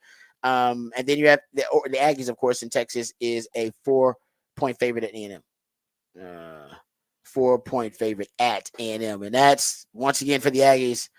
I mean, is there a bigger game on the Aggie schedule than that one? That's the biggest game for Arkansas. I think that's the biggest game for the Aggies too. When Longhorns come to town, because they're rekindling the rivalry, and it starts where it ended, right there back in Aggie land. They could ruin Texas' season, playoff hopes, maybe SEC title hopes. It'll be toward the end of the season. I think that's, like I said, for Texas, beware, because it could be circled for them. Not could be. It is circled. I mean, this is you got to remember, this is the team that made it known that they never wanted to play us again and wanted to keep us out of the SEC and was upset that they were coming to the SEC. Like that, from faculty to students. Not one person ever wanted to play this game. Like they didn't want to play. And so the fact that they're now having to play it, they want to show that they are the better team. I get it. But yeah, it's one of those ones. It's a rivalry game, so you expect it to be tighter than it should be. It's at the end of the season. So, those games are always weird because, if you're going into a point where you feel you're going to be in the SEC title game where we hope Texas is at, and if you feel like you're going to make the playoffs where we feel Texas should be at, then how do you, as Texas players who probably didn't grow up with this rivalry as much as other guys did, and it wasn't necessarily like this, it's been long enough now that a lot of these young guys probably don't think of this rivalry the same way we do. No, I'm with you on that. I think the Aggies will, but I don't know if Texas players are going to walk into that and realize what the rivalry is. No, maybe not. But I think Sark has discussed with some journalists who've interviewed him that he is emphasizing that. Now I don't know. Maybe you got to play in it to actually realize Yeah. what it's all about. So maybe his efforts to try to make sure the guys are aware of the magnitude of it. Maybe that doesn't necessarily translate. But he said he's intentionally making sure that he is informing the guys, educating them on how big this thing is. Like, hey guys, don't go in here thinking, oh man, Oklahoma is our main rival. We got Georgia to play this year. We got Michigan, and that the Aggies. Oh man, just because, and they may end up being, I don't know, a 7-win team when you play. Like, I have no idea Yeah. how good the Aggies are going to be either by the time you play them. And he said making sure that he makes sure that the guys understand. Do not overlook the Aggies. Like, this is a rival, and this is going to be a big game. And I think it could potentially be bigger than the OU game this year. Yeah. It could. Depending. It could depending. just because it's the first time that they played since 2011 when they decided to end the Texas A&M rivalry there. So, all right, those are the betting lines from DraftKings, early college betting lines from DraftKings. So let's just go. We'll table the Raj Ranto next segment, and then we'll get into the Texans trade for a wide receiver, and also talk about the Texans offense overall. So we'll just kind of throw it all there together and make it one big kind of smorgasbord of Texans talk in Raj Round the Day. We'll do that coming up next segment. We'll come right back. This is the Rodcast featuring Patrick Davis. I'm lifetime Longhorn Rod Babers, coming back on the horn.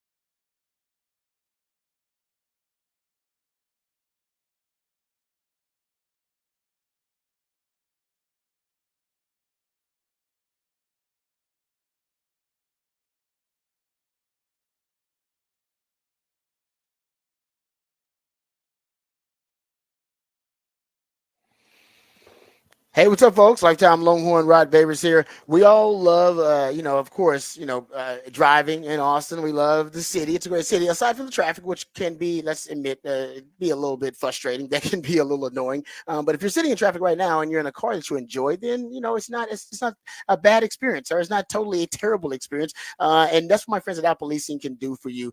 They can make sure you're driving a car that you enjoy, one that brings you joy. And right now, it's the perfect time to do it. If you are in the market for a new car, it doesn't matter exactly why. Maybe it's to accommodate your new family. Maybe you got an expanding family and you need a bigger car. Maybe your budget has changed and you need to change your car based on your budget and your lifestyle.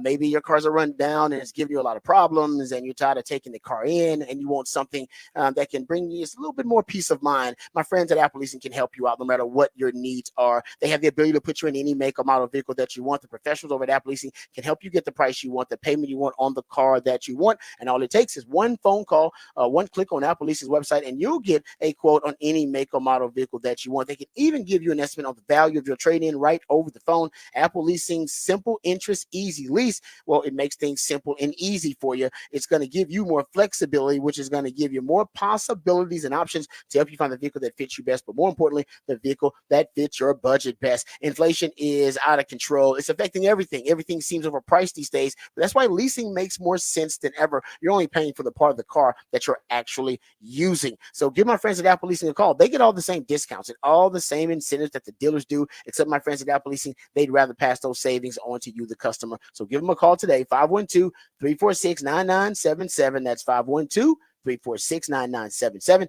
or visit appleleasing.com. That's appleleasing.com.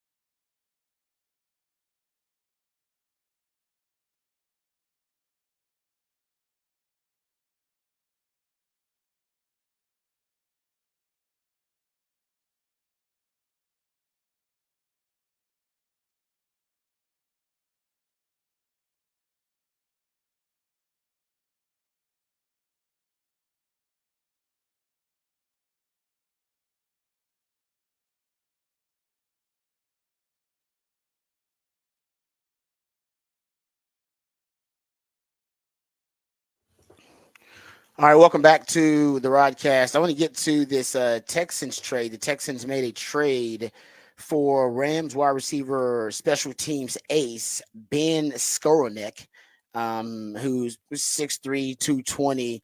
The Texans and the Rams swapped 2026 sixth and seventh round picks in the trade. So not much draft capital exchanged in the trade, but it's an interesting acquisition for the Texans.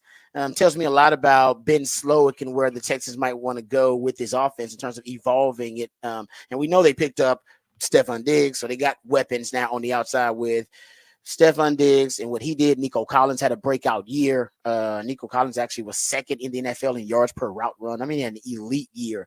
Then Tank Dell, who got hurt last year, but he was going to be a breakout player for you as a rookie, or at least was, and before he got hurt, and still expected to be one of CJ Stroud's favorite weapons. But acquiring a wide receiver, Ben Skowronek, he's a guy that basically the Rams used in a lot of different ways. They used him at wide receiver and fullback. Actually, in 2022, he was used mostly on special teams in 2023, and some at wide receiver. But in 2022, it was interesting how they moved him around. Now he's like, say, 6'3", 224 pounds. He's got size for a wide receiver. He's rather thick, but they would put him like in the backfield at times. They would put him like flex right there by the line of scrimmage, almost like a flex tight end they would use. And I wonder if the Texans are thinking about using him some in that capacity. When the Rams used him at fullback, and they even targeted him out of the backfield actually in 2022 as well. He had a rushing touchdown that season in 2022. And out of the backfield, he returned kicks as a rookie in 2021 with 4 returns for 70 yards. Really got to do it. And he tied for the team lead in special teams tackles during his rookie year, and tied for the NFL lead with 13 special teams tackles in 2023.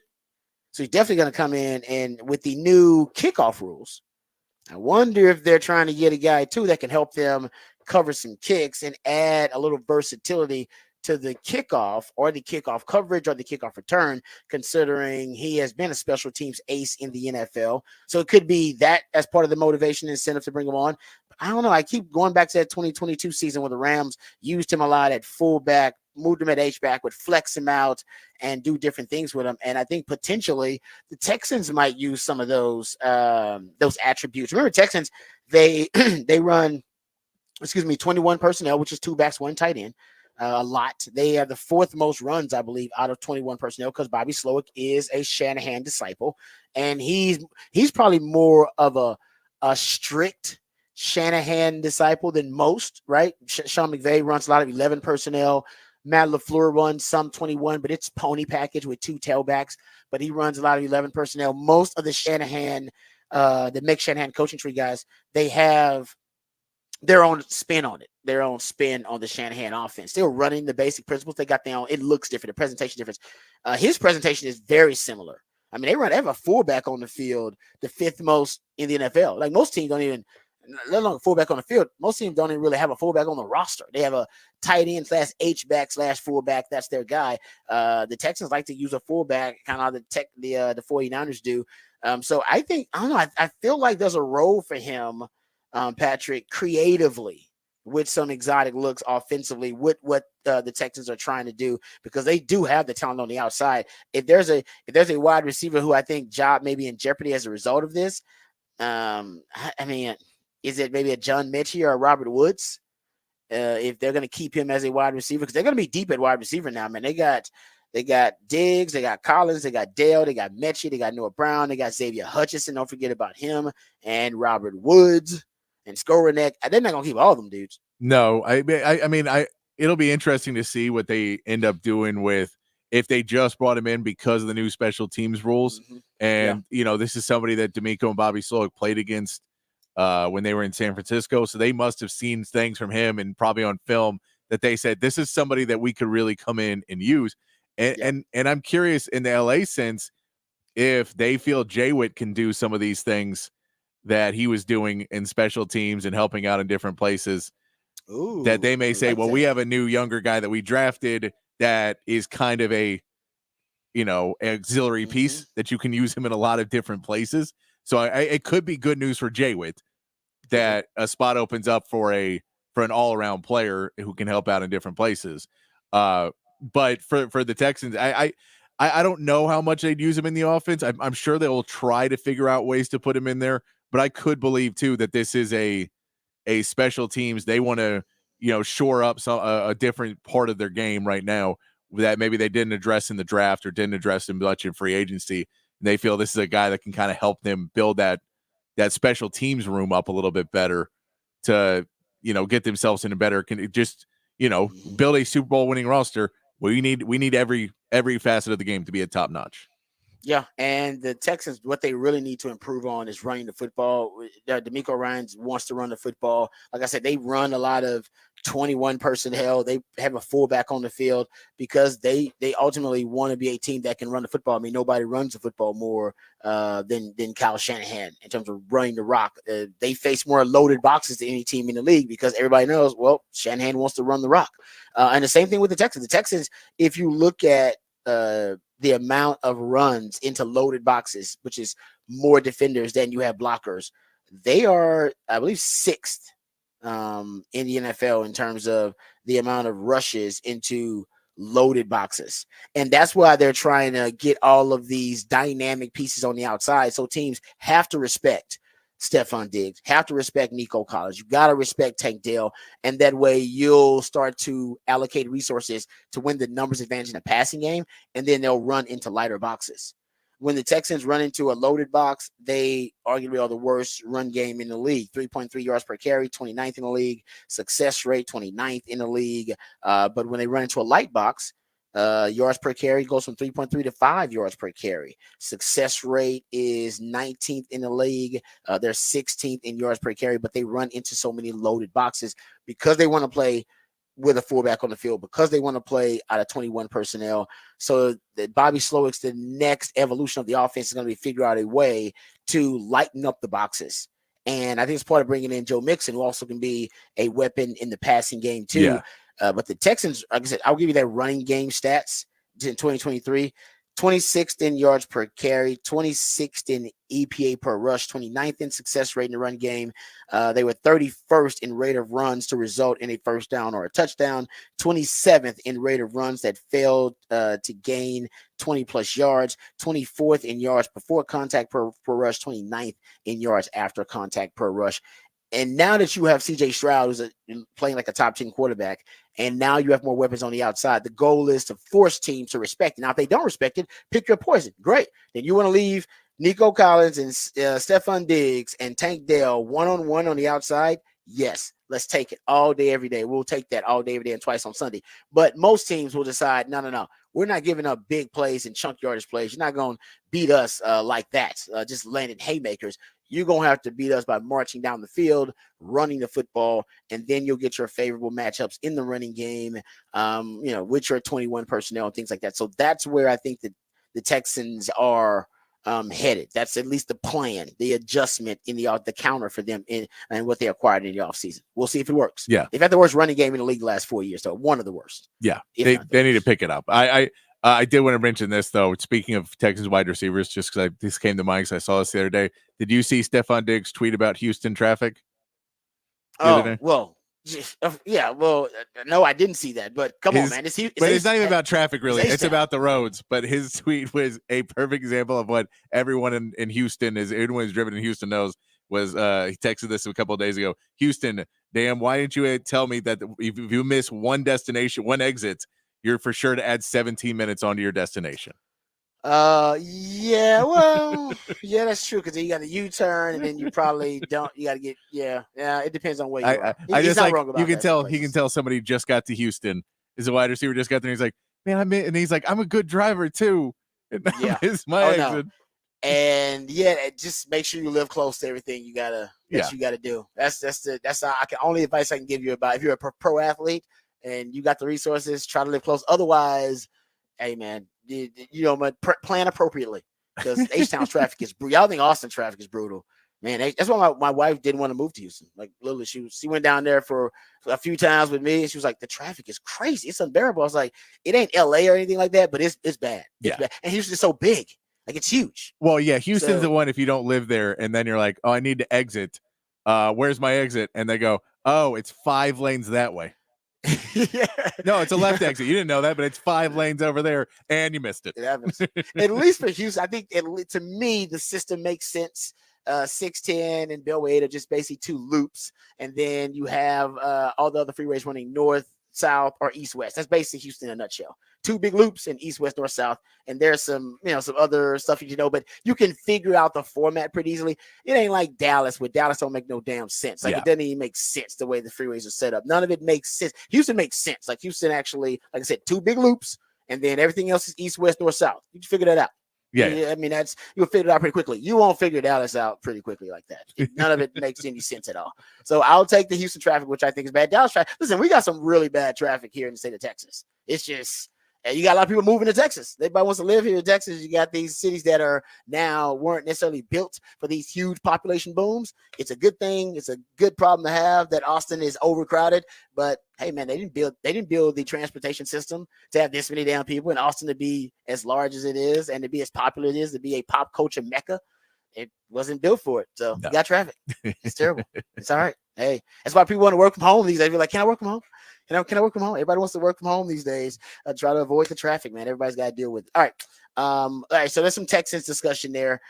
Texans working on, I think, trying to fix their run game. I think that's not that move, that scoring Nick move, but I think in the offseason, a lot of these moves, even though they're, moves for weapons for their young quarterback, I think ideally it's to put teams in a situation where they got to pick their poison. If they're going to load the box up against the Texans running game again, fine. Then Stephon Diggs is going to eat you alive. So will Nico Collins like he did last season. So will a healthy Tank Dell.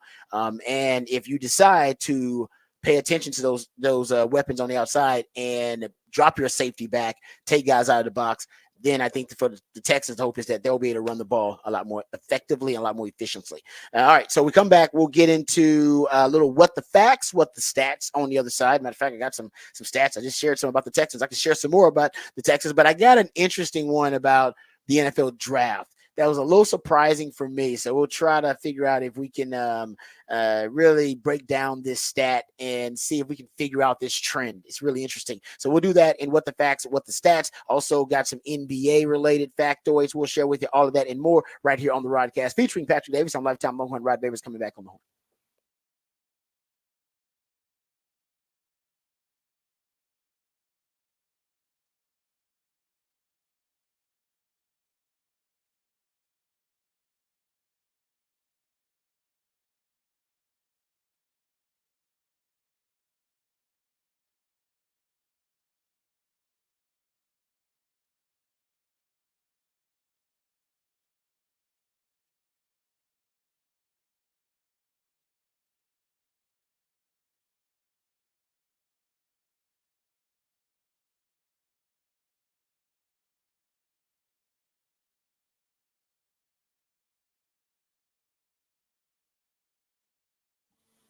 Hey, what's up, folks? Lifetime Longhorn, Rod Davis here. We all love living in the city of Austin. And if you're a homeowner in Austin, well, good for you because you actually own some of the most valuable real estate in America. The downside of that is that the property taxes that you have to pay are also some of the highest in the state. And many of my fellow Austinites like you are overpaying right now on your property taxes. Don't worry, I was overpaying on my property taxes as well until I found OwnWell. OwnWell can help you protest unfair property taxes and save hundreds, potentially thousands of dollars. OwnWell believes that when it comes to paying property tax, you should only pay what's fair. And it will only take you 3 minutes or less to sign up today. And there are no upfront costs or fees. OwnWell will save you money or it's free. That's a guarantee. If you don't save, you don't pay. 86% of OwnWell's customers save on their property taxes. OwnWell handles everything from start to finish, and they deliver an average savings of over $1,100. OwnWell provides you with local tax experts backed by cutting-edge technology and the best in-class customer support available. So what are you waiting for? Save money on your property taxes with OwnWell. Sign up in less than 3 minutes and start your protest today. As a matter of fact, it'd be a good idea because you have until the 15th of this month to protest your property taxes. You still have time, and it won't take you any time at all to sign up at ownwell.com. Go to ownwell.com. That's OWNWELL.com. Ownwell.com.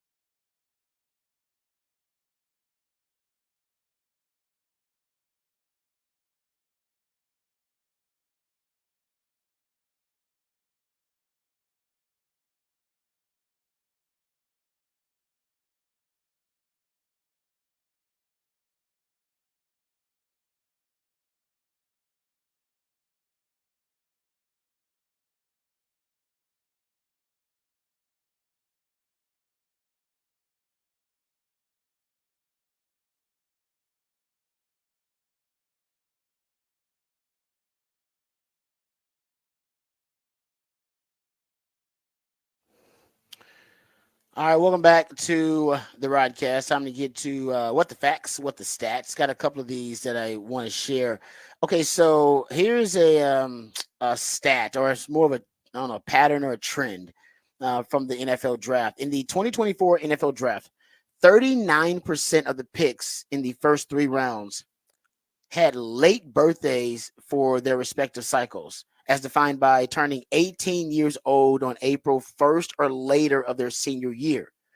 Nearly 10% of those top 100 picks in 2024 turned 18 years old during their freshman season of college football. Inversely, just 6 top 100 draft picks in 2024 were older for their class. And as defined by turning 18 years old in May of their junior year or earlier. This appears to be a trend. You look at the 2023 NFL draft, 69 of the 201 picks in rounds 1 through 3 in the past 2 drafts were young for their cycle, and just 16 of the 201 were older for their cycle, as previously defined. Remarkably, just 3 out of the 201 players drafted in rounds 1 through 3 in 2023 turned 19 years old during their senior season of high school. On the other hand, 14 of the 201 turned 18 during their freshman season of college. So basically, it seems as if the younger, more and more of these guys are on the younger end of their respective, respective cycles. But they don't have late birthdays. These guys are coming in earlier, and it seems like the younger guys are getting drafted more and earlier than the older guys. And I don't know if that's just the NFL looking at it as like, oh no, I don't want older guys, because older guys maybe they peak. That they believe they peaked early. But in this past draft, you had a lot of older guys because of the COVID rules, and a lot of the quarterbacks were older. They had been in college. Yeah, definitely quarterbacks. Sure, yeah. So I mean, it's just a random. The youth movement, I guess, is what you're starting to see. Yeah. I assume that it's always that the youth movement is that we can coach them. The younger they are, the easier they are to coach, and the more that there's room for improvement. And it's always, again, we say ceiling and floor, and the younger they are, the feel that the ceiling is higher because, well, they couldn't have reached their full potential yet. Look how young they are. Yeah, no, it is. It seems like that's definitely the trend. Okay, I gave you this nugget yesterday, but I don't think we got a chance to talk about it. Nugget, no pun intended here. But Nicolio, it comes from Tom Haberstroh. It's a great little, I think it really is a great factoid, but I think also it highlights something about Nikola Jokic's legacy after winning his 3rd MVP. He said, I compared Nikola Jokic to every MVP since 1984 and analyzed the supporting cast of every MVP since 1984. And he said he's the only one without a teammate who has made an all-star team, an all-NBA team, or an all-defensive team in his first 9 seasons. He's the first MVP that doesn't have a teammate that has won any of those accolades at all. The average MVP had 14 teammate awards at this point in their career, that where Jokic is at right now. Yeah. No, I mean, it's one of those things where when you have the debate of who should be MVP, the biggest debate for Jokic not getting it is normally he's already won 2. It's not so much that he doesn't deserve it. It's not so much that he's not the guy. It's not that he's super valuable to the Nuggets. It's not that he's, not playing great basketball. It's not that he's the best player in the league. None of those. It's, well, he's already won it twice. So why are we giving it to him a 3rd time? Give it to somebody else. Which, by the way, watching basketball last night, I get it. All respect to Hubie Brown, but let's get somebody else in there. Oh, really? You think it's time? He's 90 years old, man. He's 90. I like Hubie Brown, but the amount of times I had to hear him go, and that guy, he had to pass the ball over to that guy, and that guy passed to that guy. Like, I get it, man. I'm almost 40. I can't remember names. I can't imagine. He did a great job for a 90-year-old, but I as somebody, you just maybe that job could go to somebody who's under 90. So somebody who's under 90. That's all you want. Somebody who's under 90. Under 90. That's all the requirement. That's it. I like Hubie. I like Hubie, but I was like, when that game started, there was Hubie announcing it. I'm like, you just forget until you see him, and then you're like, that dude was old when I was a kid. And now he's ancient now. He was old when you were a kid, and now you're old. So what is he? He's ancient. That's what we're talking about. Yeah, you might be right about that. 90. It almost might be the Lee Corso conversation on. Yeah, it's like I get you want to work, and I get it, and I respect to you. You meant a ton to the game, but come on. Yeah. Like, come on. But you're 90. That's good. No, I don't know when he's gonna hang it up. I don't know when. I don't know if those guys ever retire. No, they You're don't. working at 90. No, it's you're gonna- basically somebody comes by and says you can't do this anymore. Like Lou Yeah, it's Holtz like- worked until he couldn't talk Pretty much, yeah. in a job where talking was the job. I know I say that, but when I'm old, I'd love to keep working. But I get it. No, I get I it. think I might look forward to retiring too. But yeah, I think some guys that becomes like a purpose, and when you get older, you need a purpose. No, I totally get that. Yeah. But it's come on, you don't need to be in the NBA playoffs in the biggest games calling games like that's. I get it. You can work and not work at the highest level and prevent other people from getting those opportunities. Nah, you're right about that. Maybe don't have them working like the playoff games. Yeah. You know what I mean? Like, Go work in your go work in the local area, work with young people, get the next generation up and do those things. But yeah, that's true. That's a good point. I'm not opposed to that. That's a good point. All right, my man Patrick, breaking it down for you. All right, we'll come back. We'll get into, speaking of NBA, we'll review the games last night. NBA second round of playoffs starting to get a lot more interesting after last night. We'll talk about that. Also, we'll talk about the Longhorns and another one they get. Yes, another defensive tackle via the transfer portal that make 3 this offseason. We'll talk about the latest Longhorn portal commitment, Jermaine Lole. We'll get into that on the other side as well. All of that and more right here on the Rodcast featuring Patrick Davis. I'm Lifetime Longhorn Rod Davis coming back on the horn.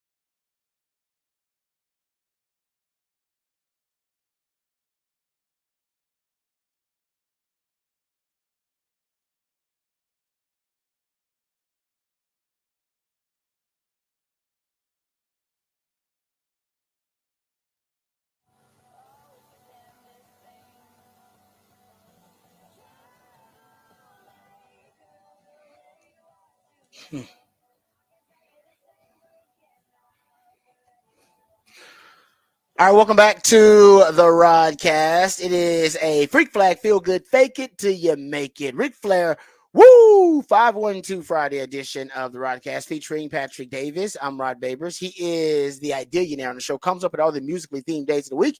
And 512 Friday is when Patrick decides to play jams from local bands and artists. Very talented human beings that you can see live right here in the ATX. Who are jamming right now, Patrick? This is The Wind and the Wave, and they are playing Saturday at Saxon Pub. I like this jam. It's nice. I like the wind and wave. The Wind and the Wave. The wind and the wave. All right. Just want to make sure I got it right there. All right. My man Patrick, we appreciate him setting us up for a 512 Friday, letting you know exactly where you can go see all of these very talented musicians. Also, there's the big fat poll of the day that's already up. As a matter of fact, you can go check it out at the Horn ATX. Patrick, let the people know what the topic is for the big fat poll of the day. Big fat poll of the day today, since UT is having its graduation tomorrow. What is the best graduation movie? The movie about coming of age, all of those pieces of kind of those movies of, moving on to the next phase in your life, that school, and then you graduating from that and moving on. What's the best graduation movie? And I know on the poll on the line, there's just too many. There's too many to put into a poll, but we put 4 up there. I tried to pick 4 from like different kind of eras. Yeah, that was smart. I like that. So to keep it a little bit different, but we'll see. I'm sure you can feel free to comment and say that we left off this and it's blatantly the best. We'll count that as a vote, and then people can pick yours. But yeah, you can list it there. Go ahead and list the one that you would. I think the 4 you put out there were Dazed and Confused, which I believe is winning the poll right now. Superbad, Animal House, Back to School. Different eras, and I think Dazed Confused winning, but not by much. Animal House is making a comeback here. People like this, the Animal House one, so go check that out. Superbad's doing all right too. We got Superbad's. Right. Yeah, people don't like Back to School. Apparently, Rodney Dangerfield getting no respect. He would appreciate that. He's getting no respect for Back to School, which was a classic graduation movie because he was going back to school to try to graduate with his son, by the way. And it was a swim. It was actually a sports movie. Yeah, it was a sports movie. Because it was about swimming. It was about diving. Diving, actually diving, not swimming, diving. Yes. No, we all wanted when he just knocked down the rooms of the dorms to make a giant room. That was just pimp right there. That was clean. Oh, man. That was legit. Go check it out if you haven't seen Back to School. By the way, I haven't seen Back to School in at least 15 years, and I can tell you all those parts of it. That's so good. I can remember all of that. Because I actually, like I said, randomly it was on like last week or something like that, and I just sat down and watched a little bit of it, and I was like, there you go. It's pretty interesting. I can't believe. I mean, to me, it's still translated. My wife, she questioned my movie taste after. Why are you? We were just talking about a 90-year-old TV brand. It's like, why are you watching an aging Rodney Dangerfield diving? That is true. That is a good point. Yeah, because he had to take his shirt off and stuff. That was when Rodney Dangerfield was in good shape. I don't know how old he was when they did the movie, but yeah, he did. He had a dive. His signature dive was called the Triple Lindy, and it was a legendary dive. Yes.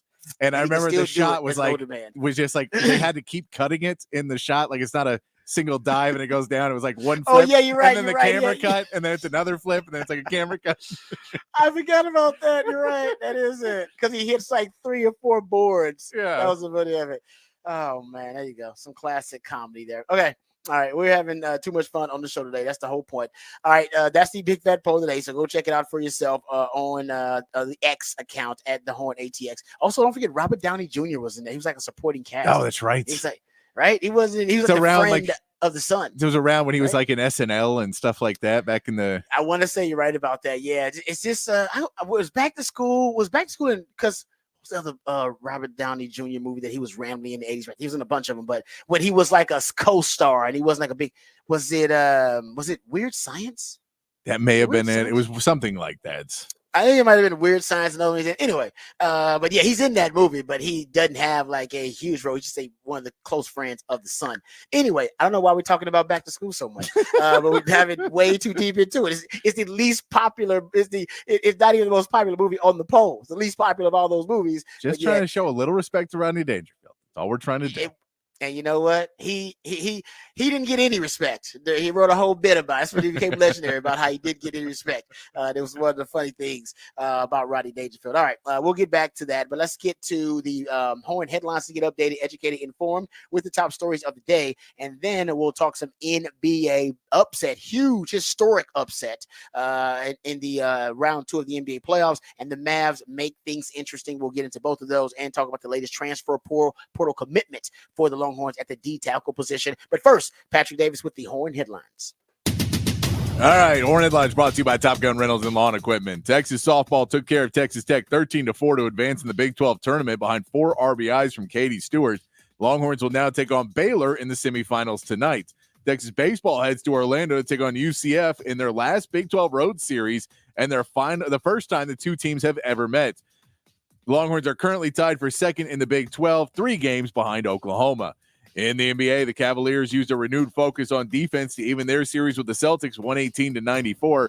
Evan Mobley provided a big boost with 21 points and 10 rebounds in a game that Boston was out-rebounded by 13 boards, and the Celtics only shot 8 of 35 from 3.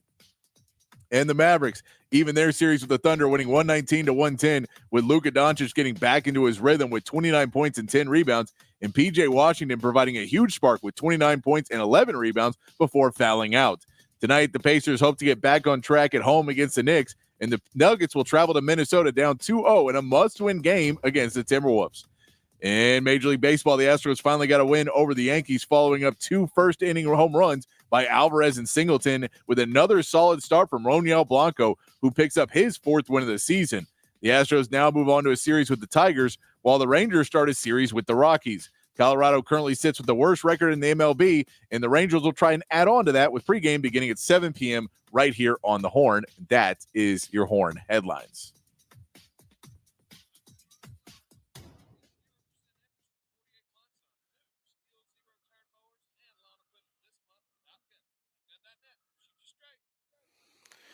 All right. Thank you, Patrick, for the Horn headlines. We appreciate those. And let's get to one of those Horn headlines that you brought up. The Dallas Mavs with a big win in game 2 to tie up the series with the Oklahoma City Thunder, 119-110. It really was Luka who started things out. I mean, he started out really hot in this matchup. And I think the 29 points, the 10 rebounds, 7 assists for Luka, that was big, but it was the efficiency in which he performed last night. He shot over 50%, 52% actually from the field. Remember in the first matchup, he shot 31%, much more efficient and just much more aggressive. I think you can see that in the way he started the game. He made his first 3 shots, scored 8 points in the first 3 minutes of that game, scored 16 in the first quarter. Hot start for Luka, aggressive start for Luka, very efficient performance overall from him. But ultimately, when Luka gives you that efficient performance, you're going to be in the game, and they were. But it was a guy like P.J. Washington that really allowed the Mavs, I think, to win this game, because he stepped up. A guy usually that gives you 13 points or something like that. He gave you 29 and 11. He was 7-11 from 3-point range. So they couldn't just focus on Luka and Kyrie. They had to respect some of the other weapons like P.J. Washington out there. Yeah, and PJ was doing a great thing that, we saw him and Luka and Kyrie were both finding him cutting to the basket and just finding when defenders were kind of falling asleep, watching Luka and Kyrie, which you want to do if you're a defender. You're kind of always watching. PJ was just cutting behind those guys and diving to the basket, and they were giving him – he got tons of lobs.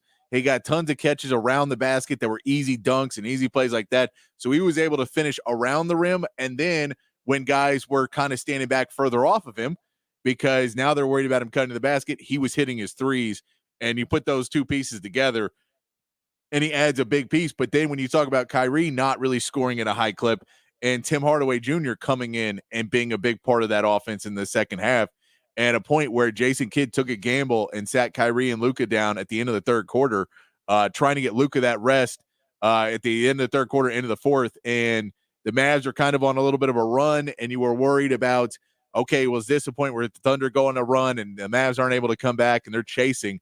And Tim Hardaway Jr., I think, put up 10 straight points and was able to push the lead back up, and it really gave the Mavs the space they needed and the rest that Luka needed for being so as beat up as he was in that game to come back and get the win and just finish out the game strong. Yeah, and that's exactly what they did. Talk about finishing strong, and they didn't really get a huge offensive boost from Kyrie. You got to assume that going back home, Kyrie will once again, kind of get back to his offensive efficiency and offensive impact. And he wasn't necessarily a liability, but usually you get more than 9 points from Kyrie. Yeah. So you combine that with Luka being more efficient. Luka's going to get his because we know the usage of Luka and everything runs through him and around him. But when he's efficient, as you brought up, then it really puts their offense in a different stratosphere, and you can add a Kyrie to that. And then the key is having the other guys, supporting cast, the other role players. One of them, if not multiple guys, you brought up Tim Hardaway Jr., but at least one of those guys has to step up and be an offensive threat. You talked about the energy. The defense still really, I don't know if it played a huge role in this game. So I still don't know if they've been able to bring that defense they had in round one and even late in the season to round two. And maybe Oklahoma City is just too damn talented with what they bring to the table and too many weapons like Jalen Williams and SGA. But man, I think when Luka's efficient and when they get a PJ Washington performance like that or someone else like Tim Hardaway Jr. stepping up, I think the Mavs got a good chance to come back, not only make the series interesting, but to steal it. From a young OKC squad that doesn't have a lot of playoff experience. Yeah, and I think they also kind of really focused on the fact that OKC doesn't necessarily have a big that's a big. Now, Chet Holmgren's a great player. Yeah. Chet Holmgren's tall, but they could bounce him around a little bit and move him around a little bit more. And similar things that teams were trying to do to Wembanyama all season long is what they were trying to do to Chet Holmgren and kind of get him out of the way, have Daniel Gafford be very active and very aggressive against Chet Holmgren, open up lanes where he's just putting a body on Holmgren over and over again and making Holmgren kind of push around in the paint. And they didn't really have another answer. So the Mavs could get in and get some of those alley-oops and some of those dunks, some of the plays where PJ Washington got that. And it made everybody step in a little bit more because if you take away Chet Holmgren as just a solid rim protector and you make him trying to guard Daniel Gafford or you make him having to put a body on somebody all game long so he can't come off of that, it made him less effective and everybody played a little bit, further off of their guys, allows them to get those threes off. And then Kyrie Irving pushing the pace. Kyrie was really good about trying to get the ball down the court and get it off. That's where a lot of his assists came from. We're just making really solid. I mean, he had some beautiful passes in that game. Yeah, you talked about that yesterday. He had to push the rock a little bit, push the pace, get out in transition. Even though they're a younger team and they're a deeper team with legs, you thought it was worth it. Every now and then, hey man, push the rock a little bit and surprise them, catch them off balance, make them reactive on defense, and they definitely did that a little bit too. It just seemed like there was more urgency to the Mavs game overall. It just seemed like there was more urgency, period. And they played like that. If they can, play like that in the next game too, and they coming back home, Luka and his injuries that worried me a little bit. He was grimacing around the court. We know he's dealing with an injury. He was just battling through it. I worry about that the further they get into this series. The healthiest team in the NBA, the regular season, was OKC. They've remained basically the healthiest team in the playoffs too. Health has been a big issue, or injuries have been a big issue in these playoffs. And that's something that really OKC didn't have to worry about. I do worry about how the injuries are going to affect Luka deeper into this series. Yeah, and I mean, we talk about Jones. He also was limping around at the end of that game. Daniel Gafford was playing the game with one hand for a lot of it. He had a hand issue. So they are very beat up. We know Maxi Kleber's out as well after taking that fall on his shoulder. So this Mavs team is really beat up, but that's why you appreciate the fact that they came out with that energy. Because this is a pretty short turnaround for the playoffs where there was a night game in Oklahoma City. You head right back to Dallas that night for the Dallas. They sleep in their own bed, but they're playing again tomorrow in a day game. And so they have to make a really quick turnaround to get back and get healthy. And there's not really the recuperation time you normally get in the playoffs where you maybe get a few days. So they're going to have to try and figure it out. But I think they knew that Oklahoma City knew that they were going to have those back-to-back, and maybe they were thinking of conserving energy or doing, not coming out full force. Yeah. And the Mavs played it like a game 7 and said, we have to get one here or else, we're really up against it, because then we have 2 must-win games at home. And now we're in a little bit better place where, even if we split it at home, we're still feel okay in the series. We just got to win one more at home now. We'd like to win 2, but we just have to win 1. It puts you in a much better place if you're the Mavs, and it makes sense to kind of go all out. And then, whenever you see a shooter go down or get hurt or get poked in the face or any of those things, you always wonder, is it going to focus them enough to hit? And Luka took that tumble early on, hit his face on the ground, and 5 for 8 from 3. So. So you like Luka getting slapped around a little bit. It's just a weird thing in basketball, but it's happened enough times. The guy gets taken down, especially facial injuries for whatever reason. If a guy gets poked or something in the eye or his nose gets beat up, like 40 or 50% of the time you see that, and the guy just all of a sudden will start lighting it up. Yeah, it's got to be something about the pain. It almost distracts you to the point where your muscle memory takes over, and then you're even more tuned into your stroke, your technique, the mechanics, because, or maybe it's because they don't think about anything. Maybe they're thinking about the pain and not thinking about the actual mechanics of it. I don't know, but it's definitely something psychological, because I think I've kind of noticed some of that before too, just watching ball. Yeah, no, there's always, don't make them mad, because if you make them mad, then all of a sudden they can start going. I mean, we saw a little bit of that with Luka in game 1, that there was at the end of the game, it was too little too late, but he was starting to get more and more upset, and then started to play a little bit better at the end of the game in game 1. We saw that in the Clippers series. Yeah. He had a little in the Clippers series, though. He was a little aggravated at times, and then he showed that and played, I think, with that anger. It added fuel. Yeah. If you will, to his game. So, he may be one of those players. And I mean, he's going to have to also continue to create contact with Lou Dort, especially, but whoever's guarding him, try and get them in foul trouble, try and get them off, because Lou Dort getting in foul trouble definitely helps them kind of go on a little bit of runs, get some runs when you put one of the best perimeter defenders in the league on the bench. So you just kind of have to push, you have to push back a little bit on those, create contact, hope you get the calls. If they're not calling it, then you make an audible, but he's the superstar. He's one of the finalists for MVP. So you go out and try and get those calls. And the aggressor, like you said, usually wins in that case when you're trying to initiate that contact. The aggressor in the Cavs Boston game 2 was, no doubt, it was the Cavs. Not for the entire game. The Cavs beat Boston 118-94. Remember, the Cavs lost game 1 by 25 points, and this was a game that was actually tied up 54 all at half. According to ESPN, the 24-point loss, the 24-point win, I should say, was the biggest in the playoffs by a double-digit underdog since 1991. As a matter of fact, the Boston Celtics, they were a 13-point favorite in the game. And they lost by 24 points, which gives them an against the spread margin of minus 37. That is the worst against the spread margin for any favorite of 8 points or more in the last 20 years of the NBA playoffs. So, Patrick, this was a huge upset, not only in terms of the betting lines, but also psychologically. I mean, that just was uplifting for the Cavs, but man, that just had to be deflating for Boston for the game to be tied at halftime, and then for them to essentially be a no-show in the second half. Yeah, and I mean, they tried to shoot themselves out of the fact that they weren't shooting well in the first half, so they shot more threes in the second half.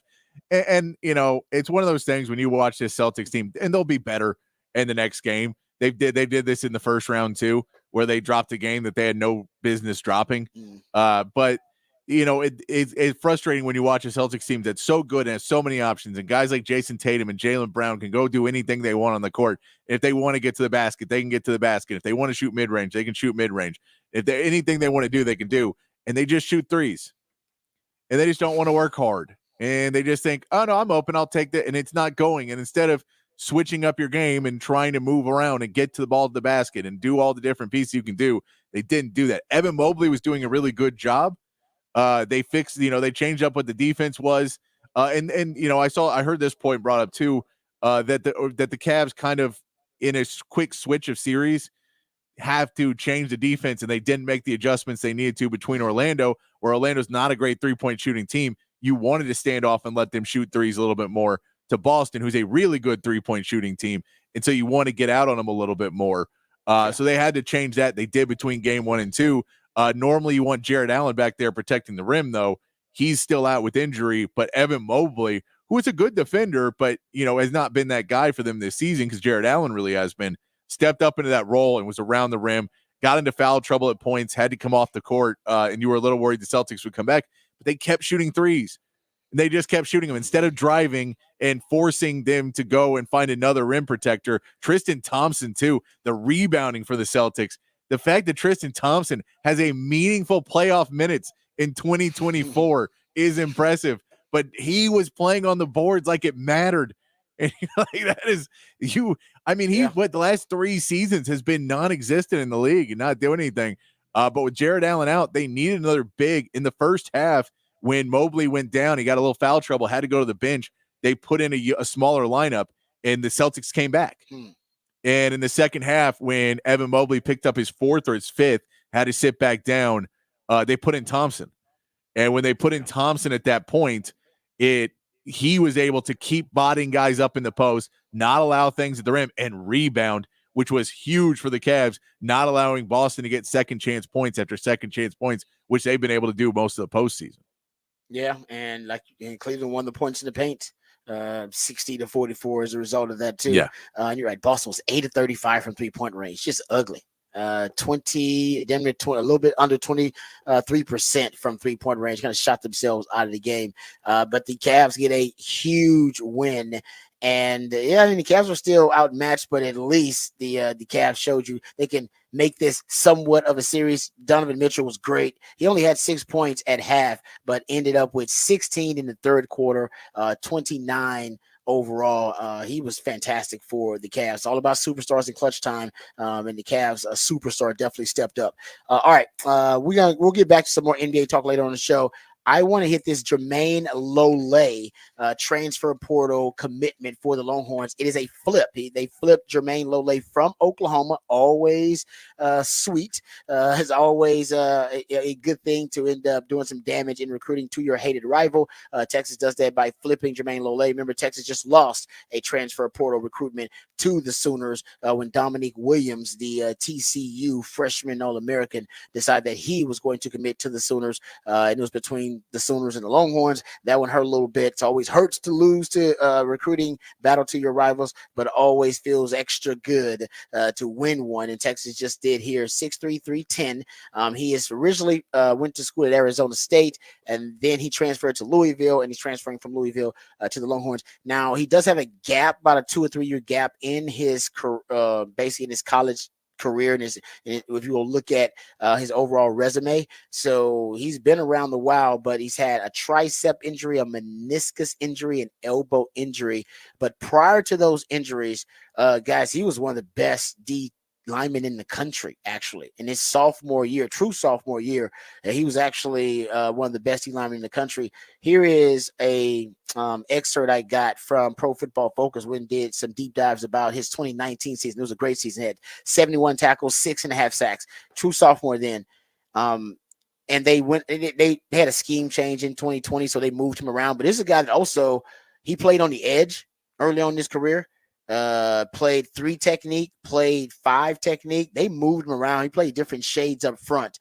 He was graded by Pro Football Focus as one of the 10 highest graded Power 5 defensive linemen against the run when he was at D tackle in 2019.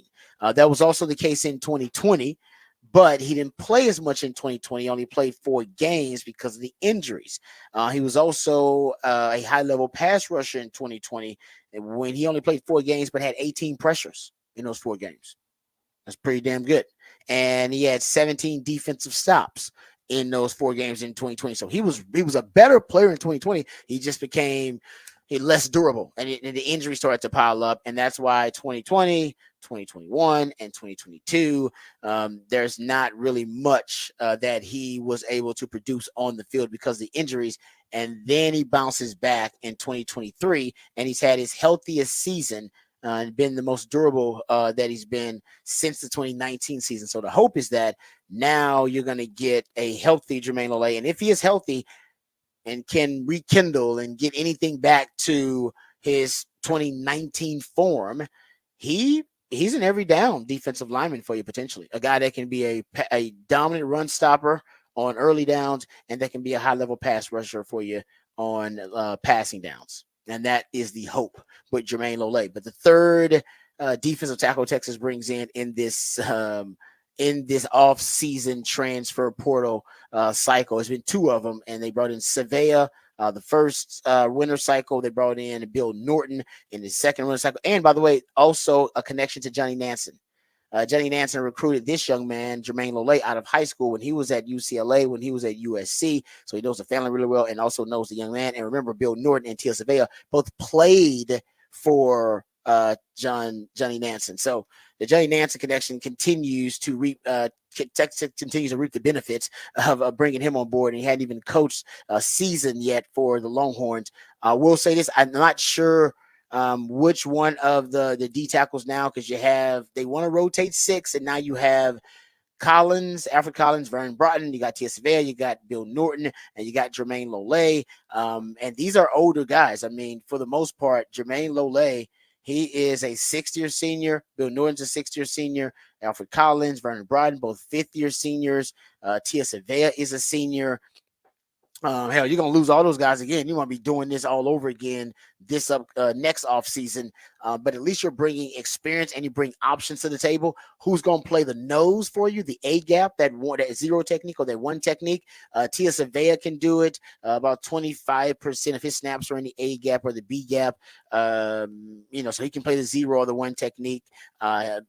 Bill Norton has that on his resume. He had like 170 snaps last year in the A gap. So those are two guys that can do it. Most of these guys that you have on your roster are 3 technique guys. And I do wonder what's going to be the rotation. How are you going to mix and match these pieces? I'm assuming since Bill Norton and Tia Savea came in from Arizona that they'll be matched up together. Alfred Collins and Vernon Broughton have been playing together, rotating together since Bo Davis was here. So that group stays together. So maybe in your 6-man rotation, Jermaine Lole, and then whichever one of those young guys steps up, I said Mitchell and Aaron Bryan and Jerry Bledsoe, Alex January, that completes your 6-man rotation at D tackle. So Sark's serious about getting those big humans in there at D tackle. Speaking of Sark, we'll hear from Steve Sarkisian. He's right now on the talking tour of the offseason. He spoke with Josh Pate of 247 Sports. Also, he spoke with our friends Sid Golden and Kirk Bowles over at the Austin American Statesman. So we'll hear from Steve Sarkisian on the other side, talking about this Texas team in 2024 and their first season in the SEC. All of that and more right here on the Rodcast featuring Patrick Davis. I'm lifetime Longhorn Rod Davis coming back on the horn.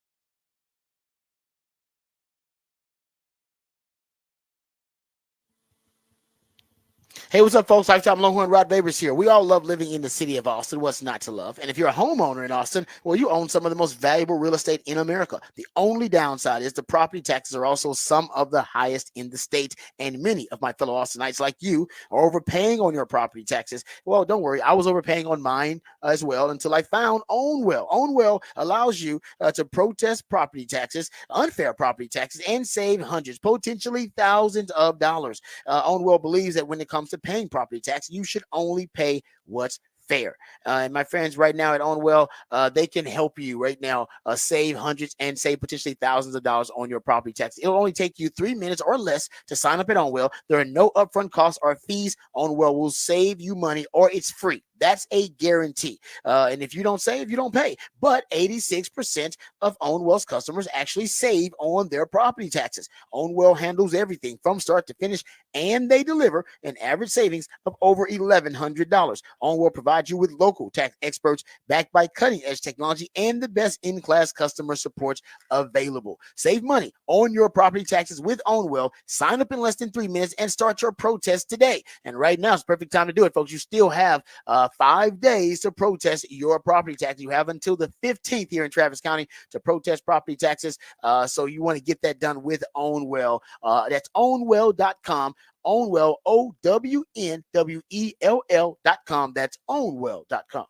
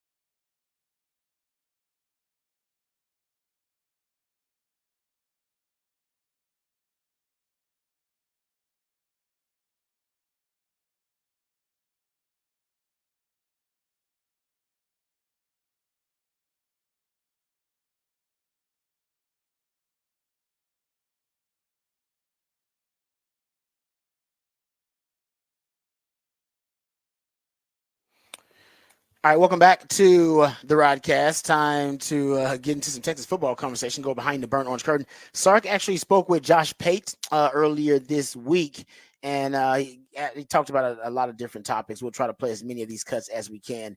And one of the questions that Josh Pate asked him was, what could derail this season for Texas? A lot of expectations for Texas. People are really high on them, got them as a top 5 team in the country. What in his mind is he most concerned about that could put all of these these dreams and hopes for Texas in jeopardy? Here's Steve Sarkisian.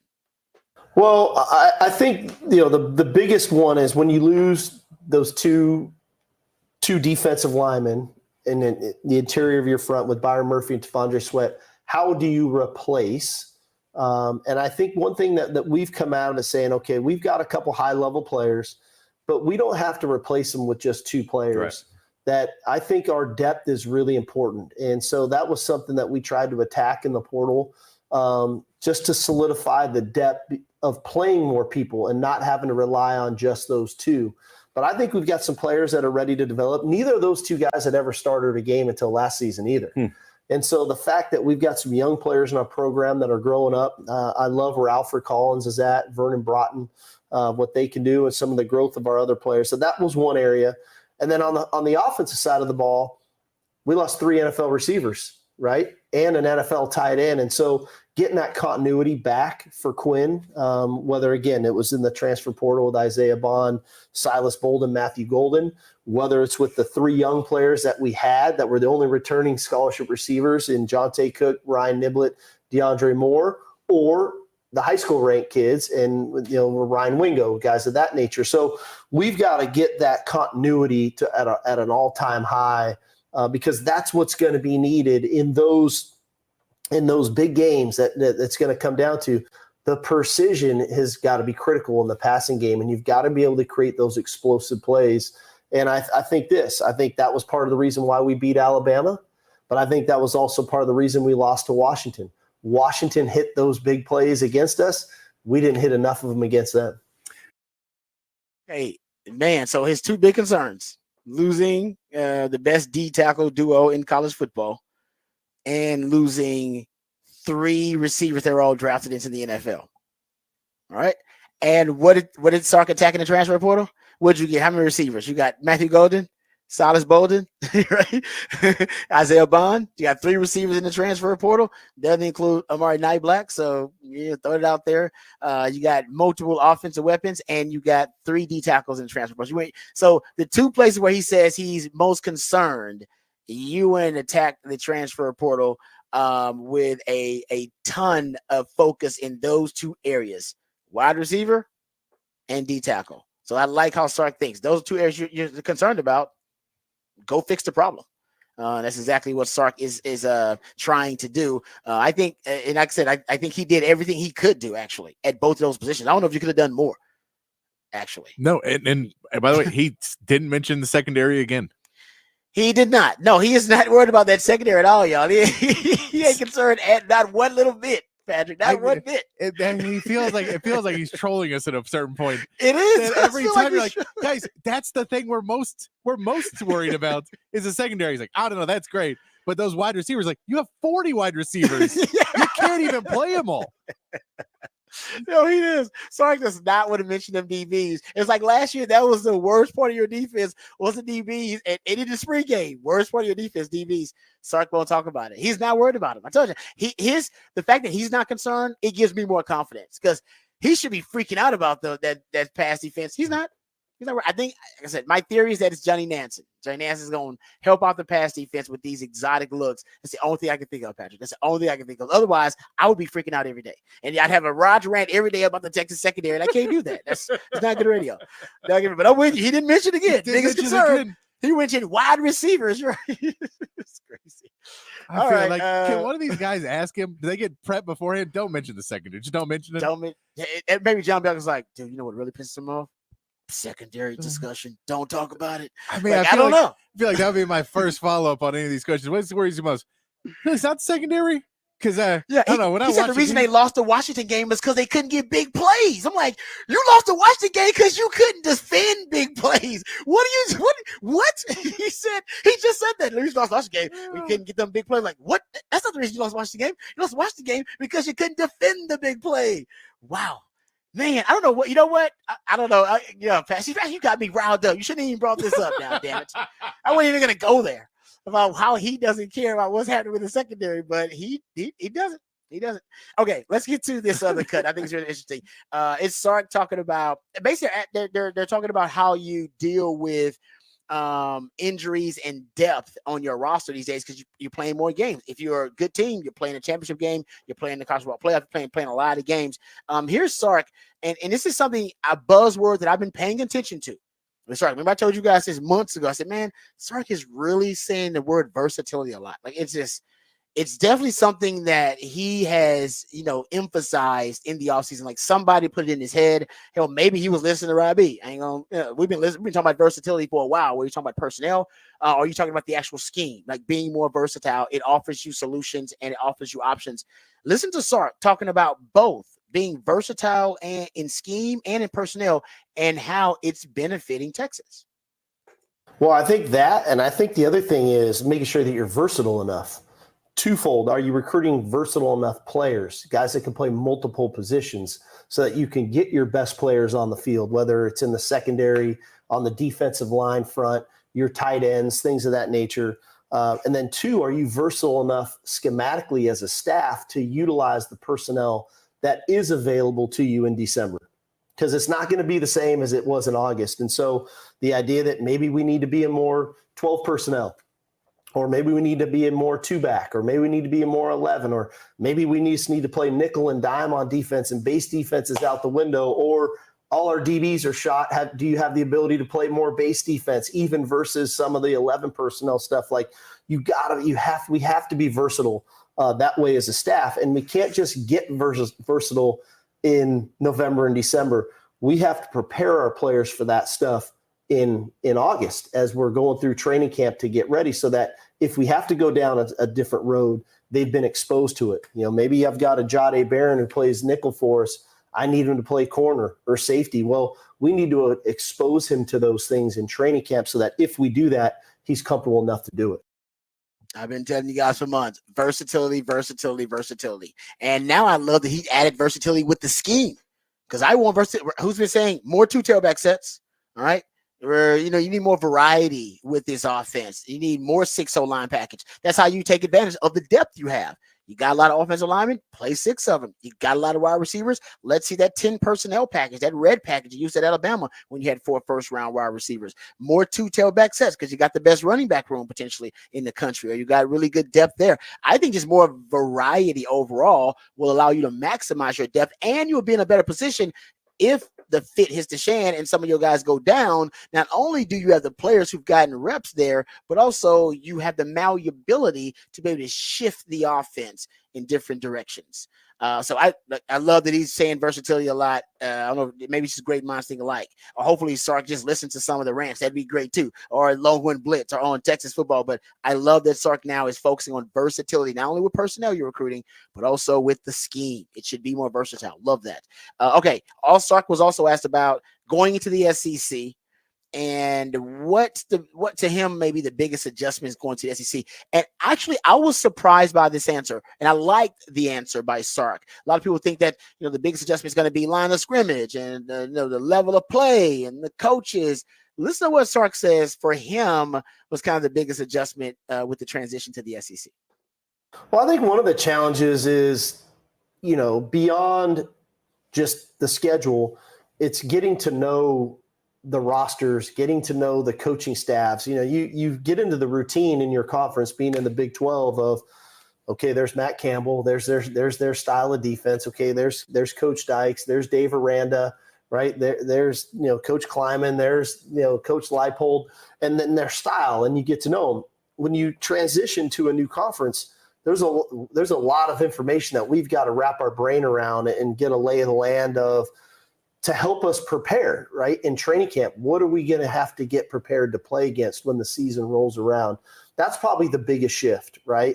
Of getting acclimated to maybe they're not on the schedule, but we might play Ole Miss. So what is Lane's offense looking like in P. Golding? Or we're not playing LSU, but what is Brian Kelly doing at LSU, or Josh Heupel at Tennessee? So you're looking at your own schedule. But then if you can make it to that game, just making sure you're preparing your team.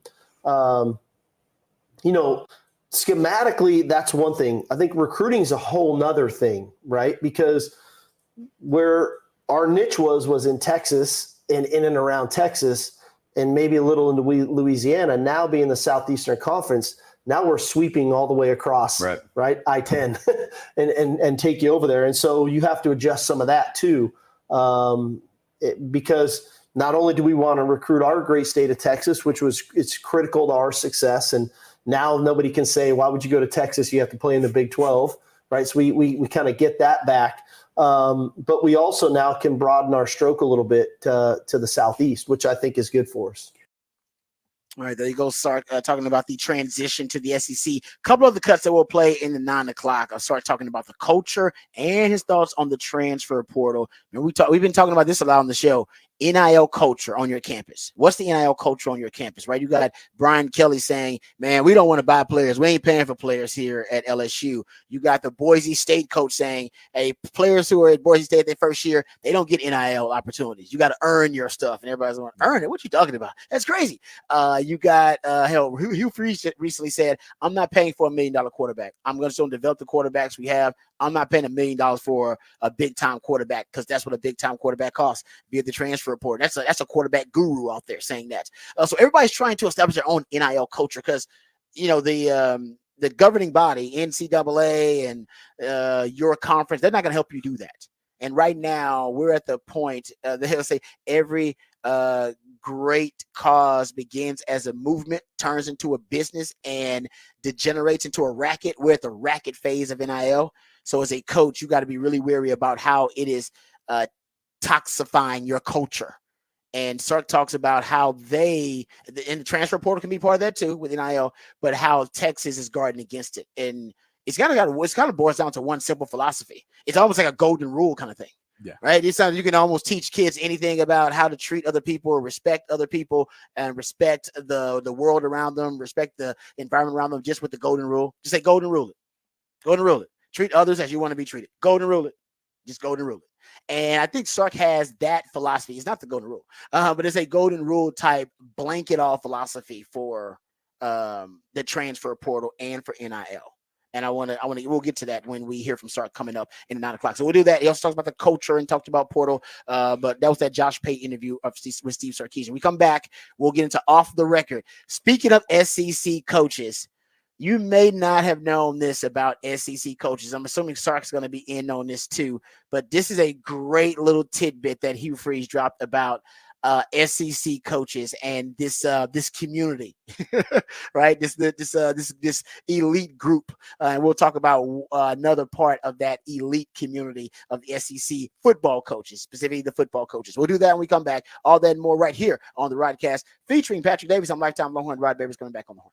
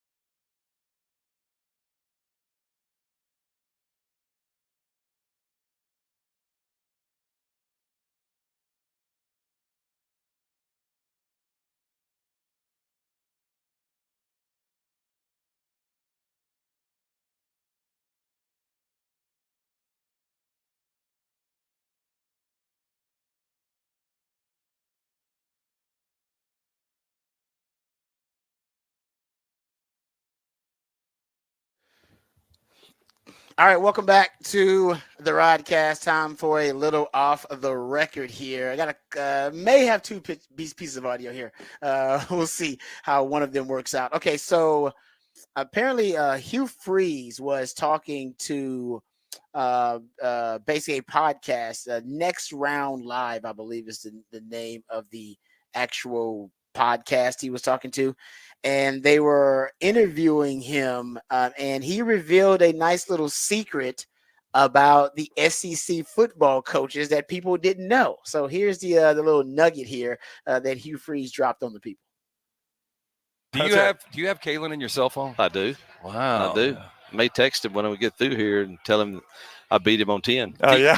do you have the other 15? Now 15. It's hard to That's imagine right. 16. Do you have all those guys? All 15. We actually have a Wow. text grouped. Do you really? Like, what's covered in that? It's covered actually from the SEC office created it. Just in case. But every now and then, one of our coaches will start a conversation in it, and some of us chime in, some don't. Yeah. You know who the chatty ones are. And everybody who always has an opinion. Yeah. I love Eli Quinton, don't you? I love That's the chatty one. Eli's one of my best friends. Yeah. And I tell you what, Eli has some great ideas, honestly. Yeah. There you go. So there's a text chain. I wonder if Sark's already on it. Well, he's not officially an SEC member yet, but he did say 6 chain. Yeah. And who's the most active on the text chain? I would say Lane Kiffin's got to be on there. That's what I just dropping figured. random stuff. He said Eli was. He Eli said Drinkowitz? Yes. Okay. He said Eli Yeah. Drinkowitz is the most active. But we all assumed it was Lane Kiffin, just like sending memes. Yes, not even actually, no real responses, just memes and gifs, stuff that none of the coaches really don't even understand. He's just sending random stuff. He's probably talking about the Drake Kendrick Lamar beef on there and stuff like that. Like he's just doing stuff to annoy the other coaches. Is what I think Lane Kiffin would do. But that's pretty cool. So I imagine that happens at all the conferences. Then they are probably all on a little text chain. That's pretty Well, cool. if it doesn't, it will now. It will now. You're right, because now everybody wants to be like the SEC. But that is cool. I wasn't aware of that. That's a nice little nugget they dropped out there. All the SEC coaches on a little group text. Somebody has never responded to the group. I'm kind of like that. I'm not a group text guy. I'm terrible on group text. I got family group text I never respond on. Man, I can't. It's tough. The group text is just tough. Who am I responding to? The group? It's a group. It's a group conversation. No, the group texts are annoying if you have an Android. I'll tell you that. Because what it means is that somebody will send out a group text and be like, hey, we're having a birthday party for my kid, and I'll have 35 people on it. And then on my phone, I just get so-and-so like this, so-and-so like this, so-and-so like this. Because it doesn't like it. So it just says they liked it. It sends me a text they liked it. So my phone will just go crazy. So and it's a separate text every time. Yes. Every single time it's a separate text saying so-and-so liked it. So-and-so redacted their like. So-and-so loved this. You're like, come on. I don't want to deal with this. I'm not a group text guy. People get annoyed by something. I'm not a group text guy. People always put me in them too. I get thrown in there and I'm horrible. Responding to group text. I respond to them like later, like weeks later. I'm just terrible. Well, we also work different hours than most people do. Yeah, that's true. But it's not just that. But it's like I've always said that we have it. And so, I'll get it. And then they'll be texting in the morning or something, or they'll text late at night. And I'm already in bed and I'm already working in the morning. And then I'll text and they're like, well, we're at work. And I'm like, I already worked. I've already done that.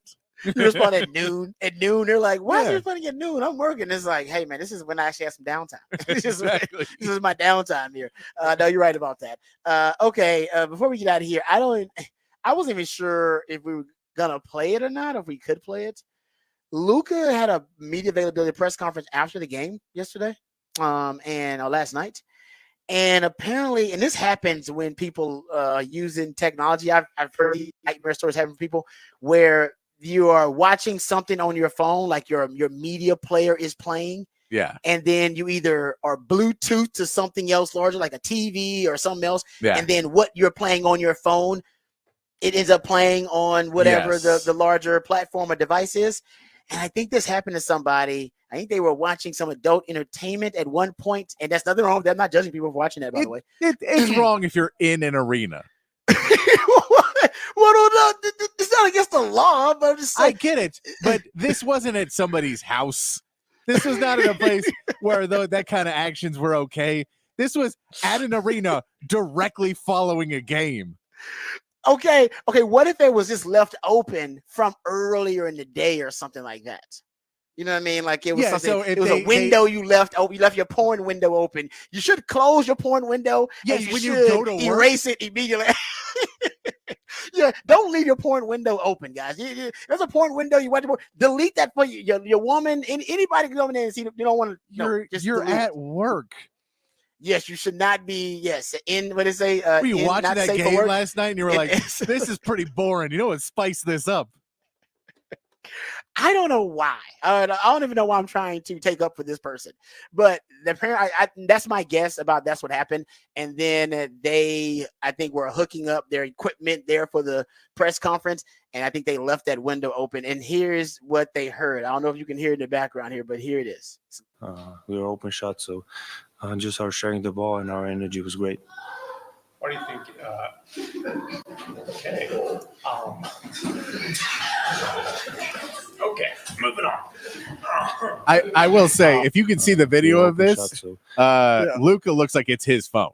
He does. He does look shocked. He's like, oh no, I didn't disconnect that. He does. There is a shock on his face, like, oh no. Yeah, and obviously it's not his, but I don't know who the hell it was. See, it's somebody in there. The stories I've heard are back in the day, and somebody puts a video on the VCR, and then forgets completely about it. And then someone's like, oh, let's turn on the TV, and the VCR plays, and it's like, oh. And then don't let it be family you had over there or something like that. Some family or something. Yeah. Didn't the Cleveland Browns once do this? Y'all remember this story about the Cleveland Browns had a presentation, and then it once had porn on the. They did trade for Deshaun Watson, so. This was, I want to say this might have been before. Yes. Oh, I got it. It's how about this? This comes from Golf Digest. This story about the Browns accidentally projecting porn in their team facility is peak Browns. Yeah, that was a real story. I'm not making that up. According to ESPN Deep Dive, it was like talking about, it was an expose on the Browns, how bad they are. During the 2015 season, they were 3-13. Browns marketing masterminds devised a plan to monitor fan engagement by projecting a live feed of the team's social channels and interactions in the heart of Browns headquarters for all to see. One day, however, a selfless hero entered the hashtag, oh no, DP. Yeah, hoping to check out the team's semi-famous dog pound, except that's not always what it means. No. Yes, and instead of getting the dog pound tweets, they got some other stuff. Yeah. That is the wrong kind of pound, people. The wrong kind of pound. Exactly. So for more than 20 minutes, it says, more than 20 minutes before a tech employee had to kill the feed and turn it off, there was porn streaming. God, I can't. I love, dealing with IT people. The phone call to the IT person. Then the IT person is like, what is it? They're like, we need you now. No. Yeah, because nobody else knows how to work it. It's like, because I just typed in hashtag DP and I get it. Only to the Browns. All right, we come back. We'll get into some other topics. Matter of fact, we'll hear. Or not here. You'll hear me talk about the betting lines. Patrick and I are going to discuss the betting lines. DraftKings came out with their latest betting lines, early betting lines for college football games in 2024. We'll get into that. Also, we'll talk Texans. Nick Caserio up to it once again. He is traded for a wide receiver, a Rams wide receiver. We'll talk about what that means for the Texans, what could have been the motivation there. And we'll dive into some Texans discussion in Rod's rant, actually Texans related. And don't forget, we got a Rangers report coming up next segment as well. Don't forget, we're jam-packed into 9 o'clock. All that and more right here on the Rodcast featuring Patrick Davis. I'm lifetime Longhorn. Rod Davis coming back on the horn.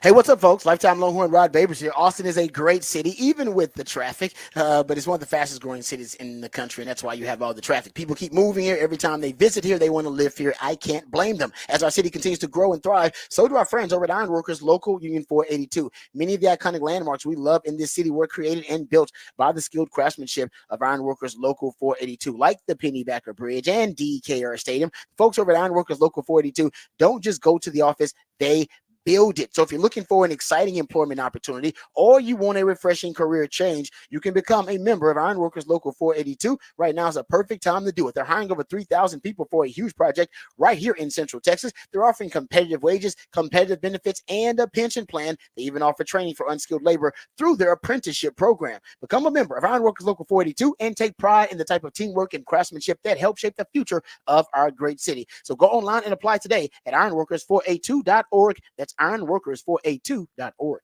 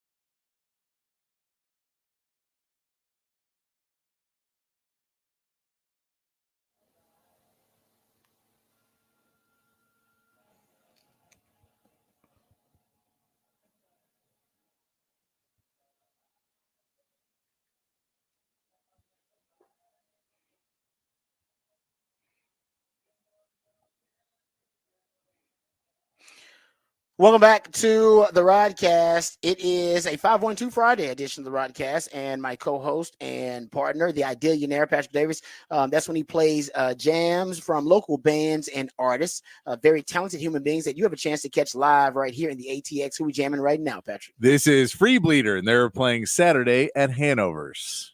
Free Bleeder. Yes. Wow. As I said, I would love to find out the inspiration for these band names. Free Bleed. Man, I mean, actually, it rolls off the tongue too. But I don't think it works. It works. It does work. But it's like I just love to. I would love to know the inspiration behind the story, the genesis of the name. That's all. There you go, man. Patrick always hooking you up on a 512 Friday, so we appreciate that. He'll also give you the Horn headlines here momentarily, and then we'll get into those betting lines by DraftKings, early college football betting lines, and then we'll talk about the Texans and their latest acquisition via the trade market. Before we do all that, let's get caught up with the top stories of the day with the Horn headlines with my man Patrick Davis. All right, your Horn headlines brought to you by Top Gun Rentals and Lawn Equipment. Texas softball took care of Texas Tech 13-4 to advance in the Big 12 tournament behind 4 RBIs from Katie Stewart. The Longhorns will now take on Baylor in the semifinals tonight. And Texas baseball heads to Orlando to take on UCF in their last Big 12 road series, and the first time the two teams have met. The Longhorns are currently tied for second in the Big 12, 3 games behind Oklahoma. In the NBA, the Cavaliers used a renewed focus on defense to even their series with the Celtics 118-94. Evan Mobley provided a big boost with 21 points and 10 rebounds in a game that Boston was out-rebounded by 13 boards. The Celtics only shot 8 of 35 from 3. And the Mavericks even their series with the Thunder, winning 119-110, with Luka Doncic getting back into his rhythm with 29 points and 10 rebounds, and P.J. Washington providing a huge spark with 29 points and 11 rebounds before fouling out. Tonight, the Pacers hope to get back on track at home tonight against the Knicks, and the Nuggets will travel to Minnesota down 2-0 in a must-win game against the Timberwolves. And in Major League Baseball, the Astros finally got a win over the Yankees, following up 2 first-inning home runs by Alvarez and Singleton, with another solid start from Roniel Blanco, who picks up his 4th win of the season. The Astros now move on to a series with the Tigers, while the Rangers start a series with the Rockies. Colorado currently sits with the worst record in MLB, and the Rangers will try to add on to that with pregame beginning it tonight at 7 p.m. right here on the Horn, and that is your Horn headlines. All right, thank you, Patrick, for the Horn headlines. We'll get to a Rangers report here in this segment, and if we don't have enough time for a Raj rant, we'll push that to next segment. Also got a couple of cuts that I want to play from Steve Sarkisian and his Josh Pate interview. He's been doing the basically the interview circuit. He's been doing the talking tour, and did a couple of interviews. We played some sound for that. I want to play 2 more cuts though before we get out of here that I think are really interesting. But let's start off with the latest, or at least the early college football betting lines from DraftKings. DraftKings, these are the point spreads for 5 Texas Longhorn games. Texas is a 3-point favorite at Michigan. How you feel about that, Pat? 3-point favorite at Michigan. I feel good about that, actually. I would, like I said, I'm not usually a betting man. I feel confident that Texas can beat Michigan by 3 at Michigan. You know, they lost a lot. Harbaugh brand of football without Jim Harbaugh. Texas should be able to beat them by at least 3 points. But hey, on the road, playing the defending champions, you know, anything could happen. If Michigan's able to run the football, that could be different. But I don't know. I feel good about that number. No, I like the number. I wouldn't go much more than that. I think, you know, traveling to Michigan, you're still going to have a team that's, you know, meshing. Last year, you did have a quarterback with a bunch of wide receivers he's played with before. This year, you got a guy that's going to be, you know, still meshing with all of his young wide receivers.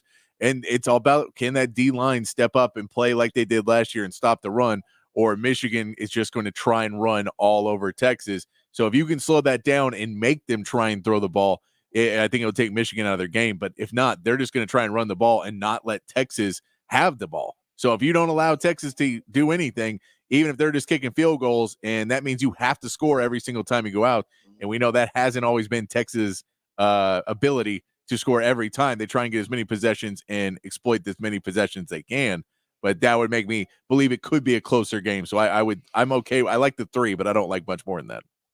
No, I'm with you on that. I think for Texas, you got 3 D tackles now you've acquired in the offseason here in 2 transfer portal cycles.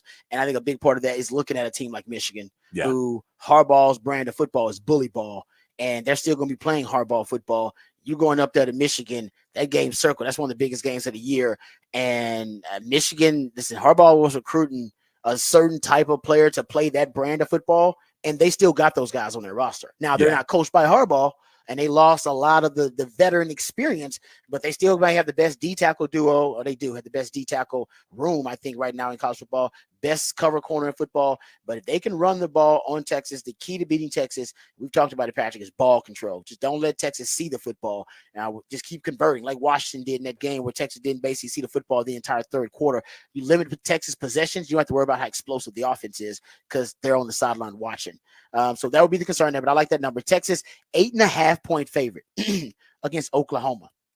I know Oklahoma's lost a lot. They lost their entire O-line. They lost their starting quarterback, lost their offensive coordinator, defensive coordinator, like Michigan. A lot of turnover there. I stay away from those types of numbers at all during rivalry games. Man, anything could happen in that Texas OU game, and we've seen anything happen in that game. Texas is better than Oklahoma. 8.5 points better in that game. Remember, Texas was better than Oklahoma last year, and Oklahoma found a way to steal that game because they had a really good game plan. They outcoached Texas in that game, and Dylan Gabriel found a way to break tendency and had his best rushing performance of his career. Now, that's a lot that got to go right for Texas, but I'm sorry for Oklahoma to win that game. But I don't know. I stay away from that one. I'm staying away from that rivalry game particularly. No, I get it. And I mean, again, a lot of these are too. It's going to be what we get into as we see how the season progresses and how both teams look. But I like it. I'm fine with that number. I don't think that Oklahoma is going to be a great team this year.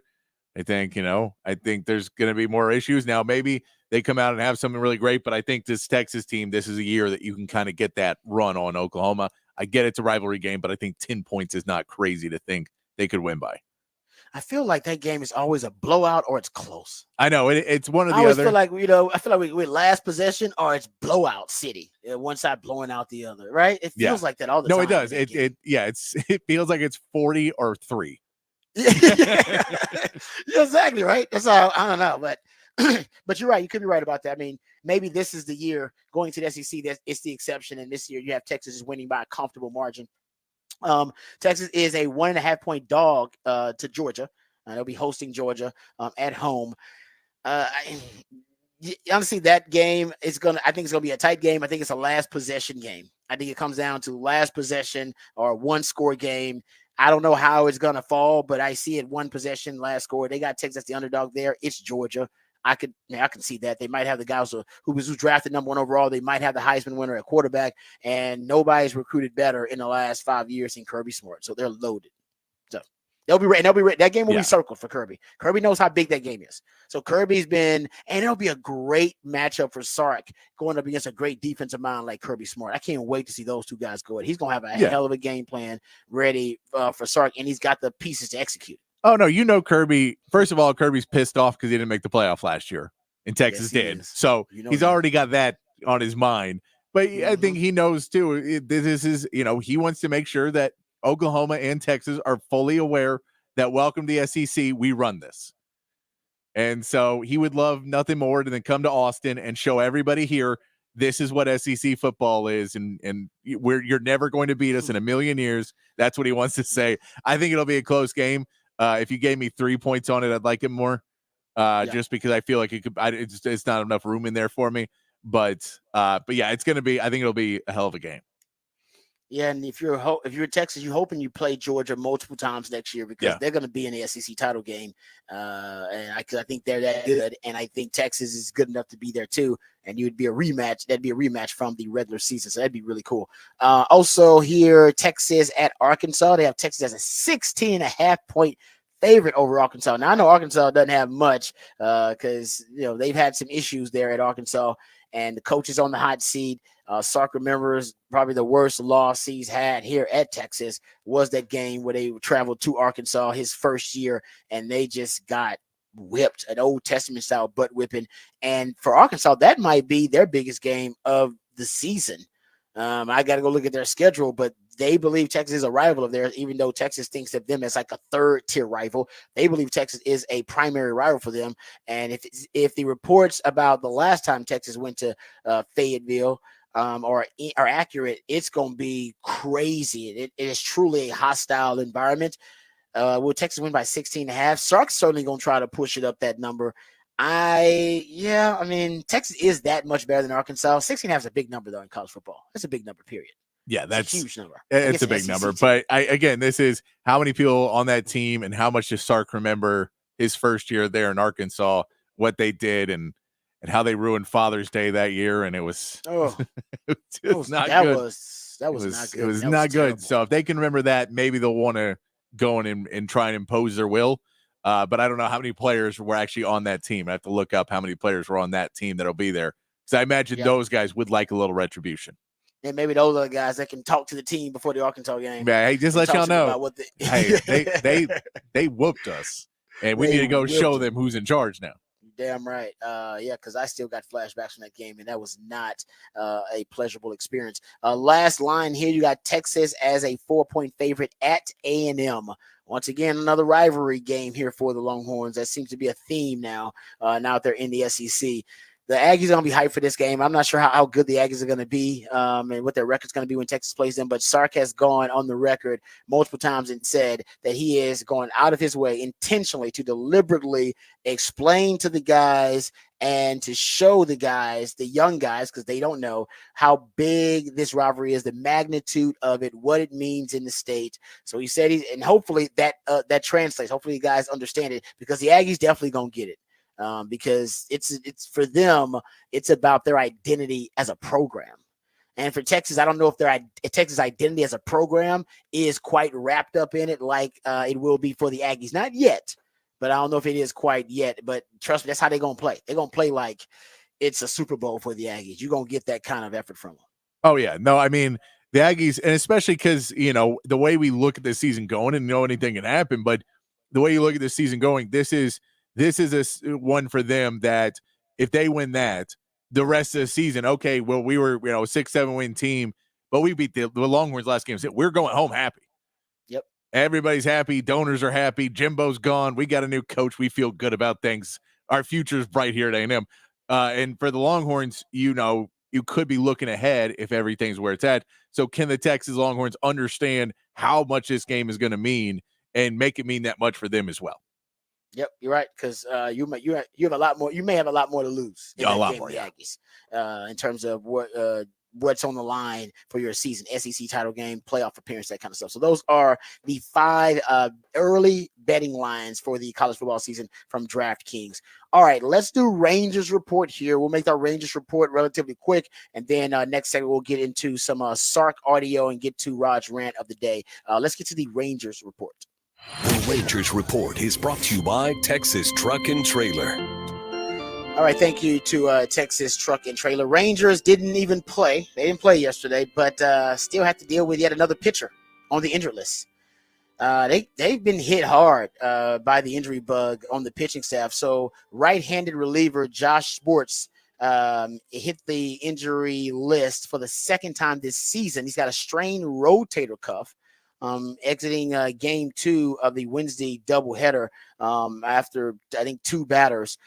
It would have been a surprise if he had not gone to the IL because of that injury, and that makes him the 3rd pitcher for the Rangers to land on the injured list on this road trip alone. Yeah. Nathan Eovaldi had a groin issue. Dane Dunning, rotator cuff issue, and now Josh Sports. So basically, I know right now the Rangers are worried about Max Scherzer stuck in neutral. So the Rangers are basically going to need 2 starters for the next 2 turns to the rotation. And they got to figure out what they're going to do while their pitching staff gets healthy.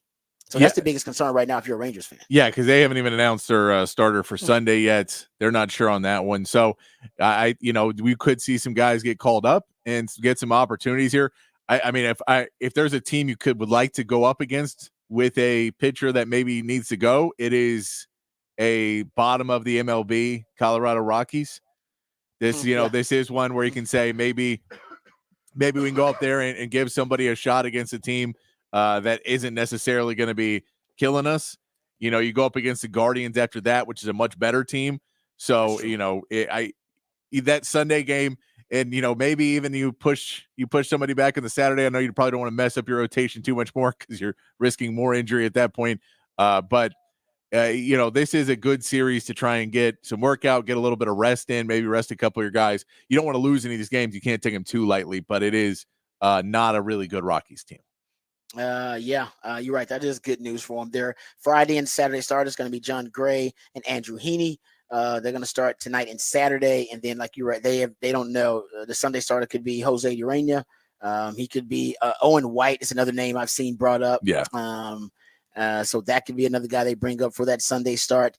So it's right now up in the air about that for the Rangers. But you said, it's a blessing in disguise. They have Colorado because Colorado's been struggling. Are they the worst team in Major League Baseball? One of the worst. Yeah, teams? they're the worst record in MLB. I think they're tied for worst, but yeah. And Urena actually did pretty well in his last start. He's been playing in the bullpen for a while, but he had 5 innings pitched and only 1 earned run in there. So didn't have too bad of a game that it looked like that was going to be a little bit more of a bullpen game because he's been playing out of the bullpen a lot. So they thought maybe he wouldn't go 5 innings in there. But, if you're able to get 4 or 5 innings out of a guy like that, when you're just trying to piece it together, that's pretty good. Yeah. And some people saying they could obviously move someone up from AAA. They could go there to go AAA Round Rock, of course. Yep. And one of the names that's come up is Sean Anderson, who allowed a run Sunday over 7 innings for AAA Round Rock with 10 strikeouts and no walks. He's got a little bit of big league experience, including 2019 as a rookie with Bruce Bochy's Giants. So that's another name that really could fill in Sunday. We'll wait to see exactly what the Rangers announce there. Storylines, speaking of John Gray, we talked about him making his start tonight. He's going to make his first start at Coors Field since leaving the Rockies after the 2021 season. And he is pitching some of his best baseball. He's 1-1 with a 2.5 ERA, has allowed no more than 2 runs in his past 6 starts. And he's also hasn't issued a walk in his past 2 starts. So he's right now pitching at a really, really high level. So there'll be some, sentimental nostalgia, if you will, heading back to Coors Field for John Gray. All right, there you go. That's our Rangers report, brought to you by Texas Truck and Trailer. The Rangers Report is brought to you by Texas Truck and Trailer, your premier truck accessory dealer. And also don't forget Cole Winn is a Colorado native, going to be pitching at Coors Field for the first time as a major leaguer. So I'm sure that's really a sentimental moment for him as well. All right, that's our Rangers report. Let's get to the break so we can get to Rod's rant. Rod's rant will be about the Texans and their latest acquisition. We'll talk about what the Texans are working on this offseason offensively to really take that offense and CJ Stroud's candidacy for MVP potentially to the next level. We'll get into that and also hear from Steve Sarkisian about the transfer portal and about his culture. And I think the NIL culture, something we've been discussing, is something that also has been top of mind for Steve Sarkisian. He's always been preaching culture from the day he got here, and he preaches it even more now because I think he's seeing the results of it on the field. All right, we come back. All of that and more right here on the Rodcast featuring Patrick Davis. I'm Lifetime Longhorn Rod Babers coming back on the horn.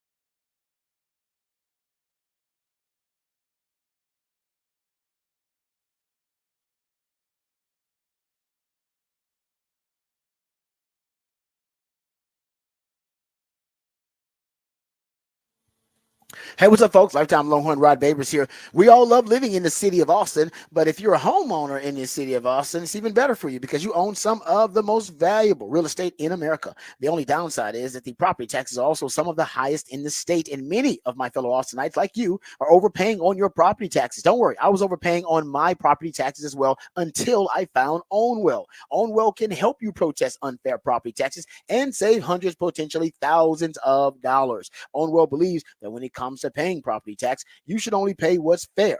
And my friends at OwnWell have made it easy for you. It'll take you less than 3 minutes to sign up at OwnWell. There are no upfront costs or fees. OwnWell will save you money, or it's free. That's a guarantee. If you don't save, you don't pay. And 86% of OwnWell's customers actually save on their property taxes. OwnWell handles everything from start to finish, and they deliver an average savings of over $1,100. OwnWell provides you with local tax experts backed by cutting-edge technology and the best in-class customer support available. Save money on your property taxes with OwnWell. Sign up in less than 3 minutes and start your protest today at ownwell.com. That's OWNWELL.com, ownwell.com. And remember, you have until the 15th of this May to protest your property taxes, so you want to act fast so my friends at OwnWell can help you save money on your property taxes. That's ownwell.com.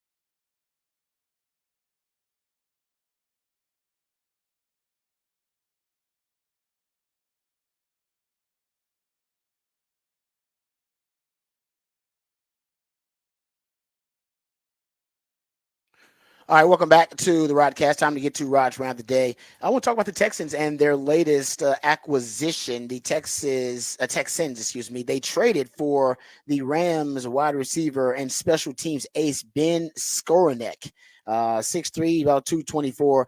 I like the move. Now, it didn't cost them anything. They swapped, I think, the Texans and Rams swapped 2026 6th and 7th round picks in the trade. So very little draft capital exchanged. But I do like Skowronek. Now, I'm pretty sure they're bringing him in, number one, because he's a special teams ace. He's a guy that led. Skowronek tied for the team lead with 6 special teams tackles during his rookie year and tied for the NFL lead with special teams tackles last year. Got a new kickoff rule. All right, so you need special teams aces and you need special teams contributors more than you ever have. And I talked about how teams were going to actually acquire talent specifically because they wanted to maximize this advantage, the hidden yardage, with the new kickoff return rules in the NFL. Obviously, adopting the XFL kickoff. We saw that with Keelan Robinson getting drafted. He doesn't get drafted. They don't change the kickoff rule, folks. He was the best kickoff returner in that draft class.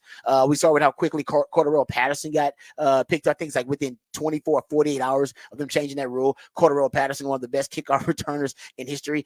He gets picked up quickly. I think teams are thinking about it. Now, that's from an offensive return perspective, but what about defending these kicks? And maybe that's where a guy like Skowronek, who's been one of the best kick coverage specialists in the NFL in his career, maybe that's where he comes in for the Texans. Also, he returned kicks. He returned kicks as a rookie in 2021. He had 4 returns for his 70 yards. So this is a guy that's versatile in his contributions as a special teams defender, but even on offense. And I've always been curious how they use him on offense. He's 6'3", about 225 pounds. He's got some size. He's got a little bulk to him. They used him at times as a fullback. In 2022, they used him as a wide receiver and a fullback / H-back at times. He actually even had a rushing touchdown in 2022. And I said they would put him at the H-back, flex him right there by the line of scrimmage, like a flex tight end at times. And I wonder, just situationally and just in certain special circumstances, if the Texans will try to use Skowronek in that role a little bit as a flex H-back or as a guy that can contribute on offense as a more of a boutique player than anything else. But I think most of this is obviously special teams. So I'm assuming he's going to make the team. And if he does, because they want him for special teams, he's going to make team. He's the wide receiver room and what it looks like now. You got Nico Collins. You got Stephon Diggs. You got Tank Dell. You got John Mitchell. You got Noah Brown, Xavier Hutchinson. I think Steven Sims, another one. And then Robert Woods. So that's 8. This would make 9 wide receivers. You're not keeping that many. So I just wonder, I guess Steven Sims is probably going to be cut, and then maybe one other receiver. Maybe you have 7 receivers they end up keeping. So they're going to cut one of these receivers right now that we're not sure about. And my guess would be Steven Sims is gone, or maybe Robert Woods, just because his contract. It's not more about him as production. It's a contract.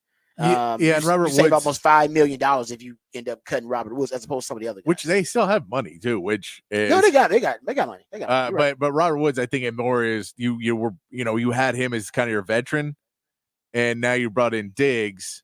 That's true. And now Diggs is going to take that role of kind of the veteran. So I'm sure he still could be valuable. But if you want to get playing time for your young guys, and so if you say now it's Diggs, Collins, and Dell, that's your 3 that are going to be out there most of the time.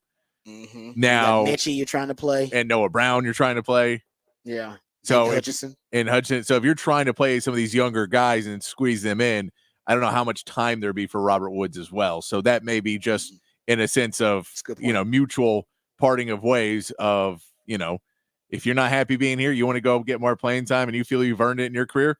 All right, we'll part ways, and you can go enjoy your career somewhere else, and try and get on somebody else's roster. No, that's a good point. I didn't think about that, Patrick, but you're right. Maybe just his role with the team more so even than the contract with the team. And one thing about the Texans, what they're trying to do here in the offseason, though, and not just the Skowronek thing. I don't even know if that's really part of it, but they're trying to make the running game more effective. This is what happened with the Texans this past season. They had one of the worst running games. They've had one of the worst running games in the NFL over the last 5 years, but that's because they always have to run to loaded boxes, which is when you have more defenders, than blockers. And that's because they like running out of 21 personnel. Bobby Sloak is a strict Shanahan disciple, which means he actually uses 21 personnel with a traditional fullback. They're top 5 in runs with a fullback on the field and top 5 in runs in the NFL out of 21 personnel, 2 backs, 1 tight end, which forces teams to load the box to stop the run. Now, when they run against a loaded box, 3.3 yards per carry, 29th in the NFL, 29th in success rate. But when they lighten up the boxes, they go from 3.3 yards per carry to 5 yards per carry, 19th in the league in success rate, 19th in yards per carry. That's what they're trying to do more of. So they're going to basically force teams into picking their poison. If you want to stop the run and load the box, great. Then we got Stephon Diggs, Nico Mitchell, Tank Dell on the outside. We're going to eat you alive. If you want to, all right, defend the pass, defend those weapons, you take that safety out of the box, then that'll give us a better alternative, or at least in lighter box, to be more effective in the run game. So that's basically their goal this offseason. But the Texans in the run game, 26th in the league in yards per carry, 26th in EPA per rush, 29th in success rate, 18th in rate of runs that gain 10 or more yards, 27th in the rate of runs that fail to gain yardage at all, 31st in the rate of runs that result in the first down or a touchdown, 29th in yards at the contact per rush, 24th. They're really bad in the run game. But they were still one of the better offenses in the NFL just because of CJ Stroud's ascent and development. Well, imagine now you're going to add an effective run game and more weapons to CJ Stroud's development and the obviously the possibilities are potentially endless when you're talking about that. All right, let's get to the Sark audio here. We got a little time, so I want to make sure we get this in. So Sark spoke to Josh Pate over at 247 Sports and had a sit-down interview. It was a long one. It was about 40 minutes, but a lot of good stuff there, a lot of good meat. And he's talked about the culture. Remember, he's been talking about the culture a lot. But here is Sark talking about the culture with this specific team and how he continues to emphasize and prioritize the culture at Texas, even over the talent so much. Here's Sark. Well, for sure. And I sometimes I tap into some of the Nick Sabanisms of his kind of stuff because it was really impactful on me. But, if you remember him, he always talked about the process. Mm-hmm. And I don't really speak in it in that term. But when you frame the question that way, like, we're not result oriented. The byproduct of a really good culture, the byproduct of recruiting, really well, highly talented kids, the byproduct of never sacrificing character for talent in the people you bring into the organization, the byproduct of really living the adage of who you are some of the time is who you are all of the time. So what does that look like academically? Who are you on our community? The byproduct of that are some of the wins, and some of those wins late, right? That you find a way to win those games because you do have that culture. And so I try to appreciate where we're at, because I think that's one of the things I made a mistake about early in my career as a head coach was it was always on to the next. So I've been a lot more appreciative of kind of being where my feet are and understanding, man, this has been pretty cool. This has been a great journey, right? From 5-7 to the college football playoff and what that looked like along the way. So I don't take that stuff for granted. I don't take it lightly. But yet the fire inside him is there's more to go do, right? And I think that's the beauty of what we get to do on a daily basis. All right, there's Sark talking about the culture and not sacrificing character, integrity for talent. Here's Sark talking about the transfer portal. I think, obviously your culture these days is linked to how you handle the transfer portal, how you handle NIL. That's part of your culture these days. You have to account for those things. If not, they're going to ruin your culture. They're going to toxify your culture if you don't account for them in real time. So here's Sark talking about his thoughts on the transfer portal. And there is a little nugget here. And he doesn't necessarily dwell on it, but there's a nugget that I think really encapsulates why Texas has, I think, actually been really successful in building a positive, constructive culture in a very toxic college football environment with NIL and transfer portal. Here's Steve Sarkisian. It literally, I got the job here and college football started to change. Boom. Like, I remember thinking to myself, after when I first got here, we didn't have the portal, the transfer portal. I'm like, man, that would have been nice to have had. We went into the season under-numbered of scholarships. We just didn't, because we couldn't replenish. At Texas. Yeah, we couldn't replenish because so many guys had left and declared for the draft and transferred. And then they were capping you at 25. I couldn't bring in enough players. I was just reflecting on that. Like, that would have been a lot nicer if I had that. But also I shift gears and I do talk to buddies of mine that are coaches at those places. And the idea that year in and year out, they're on like a ladder of, okay, here's 2, 4, 6 of my better players that are literally getting recruited off my team from other schools because, allegedly people don't free portal, right? But the reality is that's what's happening. Okay, so how do they then manage? All right, there they go, recruiting high school, but then they're looking too of maybe who's on our rosters at this level of guys that want the opportunity to play. I think that's important too. It's like we've all got pretty good players. Only so many of them can play. And now as guys get a little older, junior, seniors, they're just looking for an opportunity to put good film out there so they can have an opportunity to go play in the National Football League. And so they're monitoring that too. And so everybody's looking at everybody else. And my biggest thing is like, that's important. It is. But man, we got to make sure that we're looking internally too, and how we're developing our players here too, how we're treating our players here, not only on the field, but off the field, how we're developing them. Because we want to make it as hard as possible for our guys to want to leave.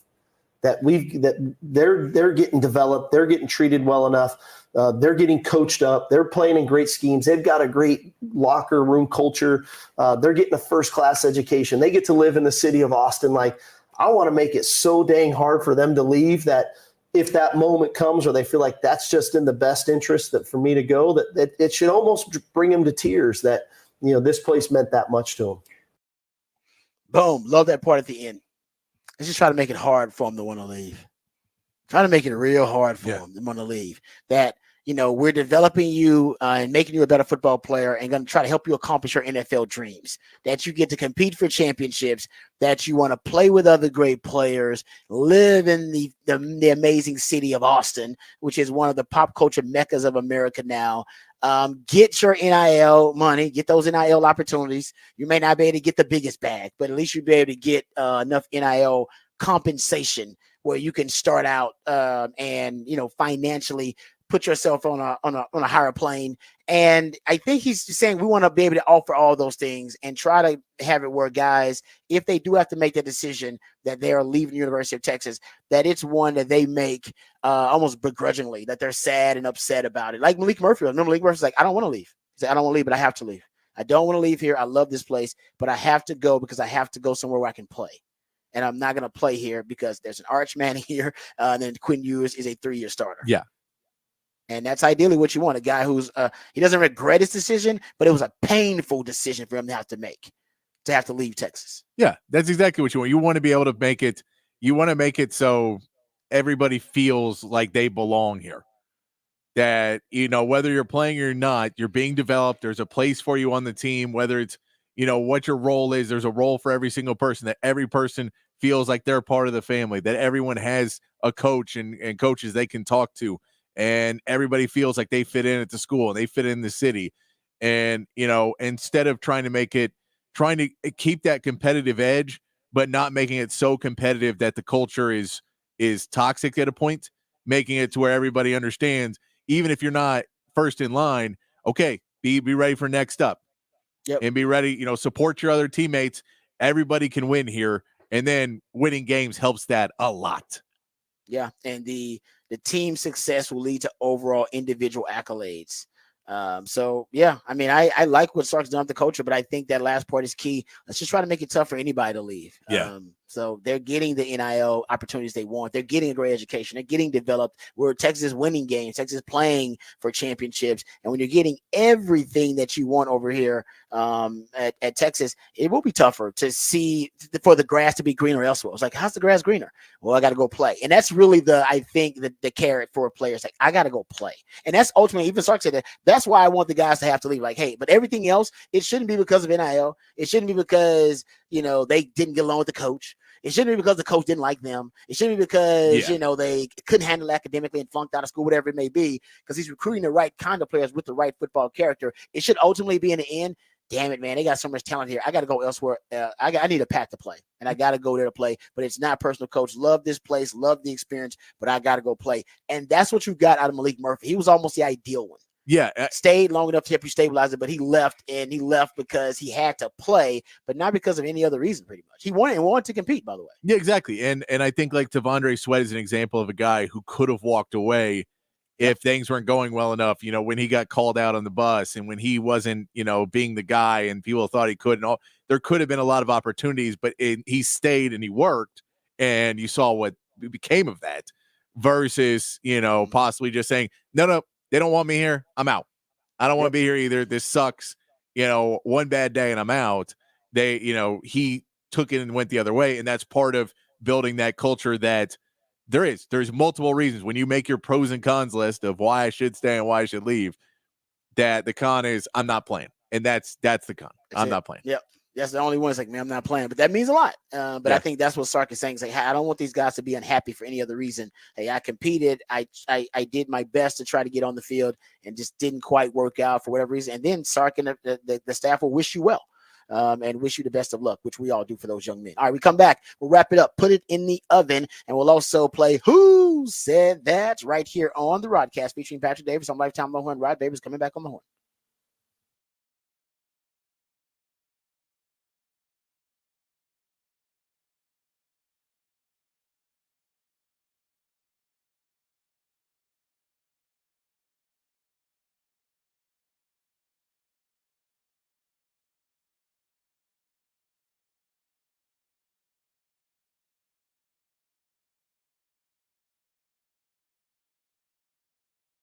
Let me tell you about my friends over at Ironworkers Local 482. And as we know, right here in Austin, there are many iconic landmarks that make this city so unique and make it such a desirable place to live. And what you may not know is that many of those iconic landmarks that make this city so great were actually built and constructed by the skilled craftsmanship of Ironworkers Local Union 482. And right now, they're building another iconic landmark right here in Austin, and they need your help. They want your help. They're hiring over 3,000 people for this project. They're offering competitive wages, competitive benefits, a pension plan. They even offer training for unskilled labor through their apprenticeship program. So become a member of Ironworkers Local 482 and take pride in the type of teamwork and craftsmanship that help shape the future of this great city. So if you're thinking about an exciting employment opportunity, or you want a refreshing career change, or you want to feel valued by your employer, or you want a new challenge, you can see if you're up to this challenge to become a valued member of this prestigious organization, Ironworkers Local 482. So go online right now and apply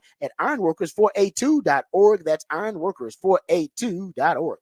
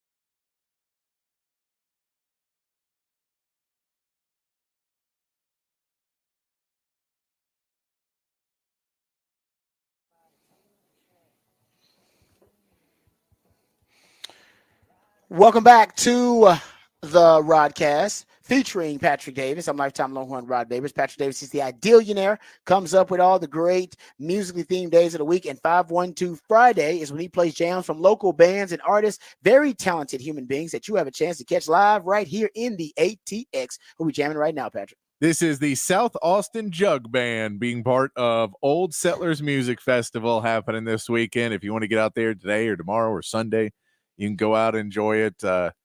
Old Settlers Music Festival. Now, do they have a jug? Is a jug being played in the band? At the South Austin Jug Band, you know what? I've never seen them live. Jug? Never seen them live. Okay. Do they have a guy or a gal that's playing the jug in the band, or is that just the name of it? I don't know. You know what? I have not ever seen them live. I know a lot of people have. They were not a band that I ever saw live, though. There you go. All right. So that's actually that's the first time right there, a band that Patrick has not seen live that he brings up. That actually is a first, because usually he's all about going to see all those folks out there. So thank you to Patrick for 512 Friday. We appreciate it. All right, let's get to Who Said That. That's when Patrick plays a little bit of audio, and based on either the context clues or maybe you can recall the familiar voice, you're supposed to identify who said that. Lamar Jackson is definitely 2019 MVP season. Slim now. It may get spooky. Oh, definitely. I was 230 2 years ago. I was 215 last season, but now I'm like 205. That was Lamar Jackson saying that he's lost 20 pounds from 2 seasons ago, and now it's down to 205, the lightest he's been. I got to go check his college weight and see what his college weight was. This might be as light as he's been since he came into the league. Yeah, it's college. I mean, I guess it's part of a plan. I don't know. It seems like you'd want to be a little bit more sturdy. So to deal with injuries, right? Yeah. That's why you put weight on. It's the injuries. But I guess I don't know if it's great. I mean, he's faster. He's going to be faster. But yeah, I don't know. Need to be faster? I don't know. Maybe the injuries. I mean, if the injuries are non-contact, then being lighter is usually better. But if the injuries are contact-based, then being heavier is better. Yeah, you're right. That's a good point. Yeah, I don't know. I mean, you know what? As long as he feels good, I guess that's all that matters. That is scary thought, though. This dude could be faster. That's a scary thought. Yeah, about that. That is. I don't want to play against him if he's any faster. The Texans did not have fun trying to catch him last year when he was 215. So it said he was 211 in college. So he's skinnier than college. Yeah, right here I'm looking at college number. Says he was 211. So yeah, the lightest that he's ever been. I don't know if that's good or bad, but it's a scary thought thinking about him being faster. I think he could get faster, but that certainly might be the case. All right, I thank my man Patrick for doing a great job. Patrick, you are the real MVP, man. Can't thank you enough. Can't thank all you guys out there enough for listening and participating. Remember, the revolution will not be televised. We talk about it right here on the Rodcast. We love you guys. We mean that. Take care of yourselves, but more importantly, take care of each other. Have a great weekend, and until Monday, same time, same channel. Hook 'em and peace.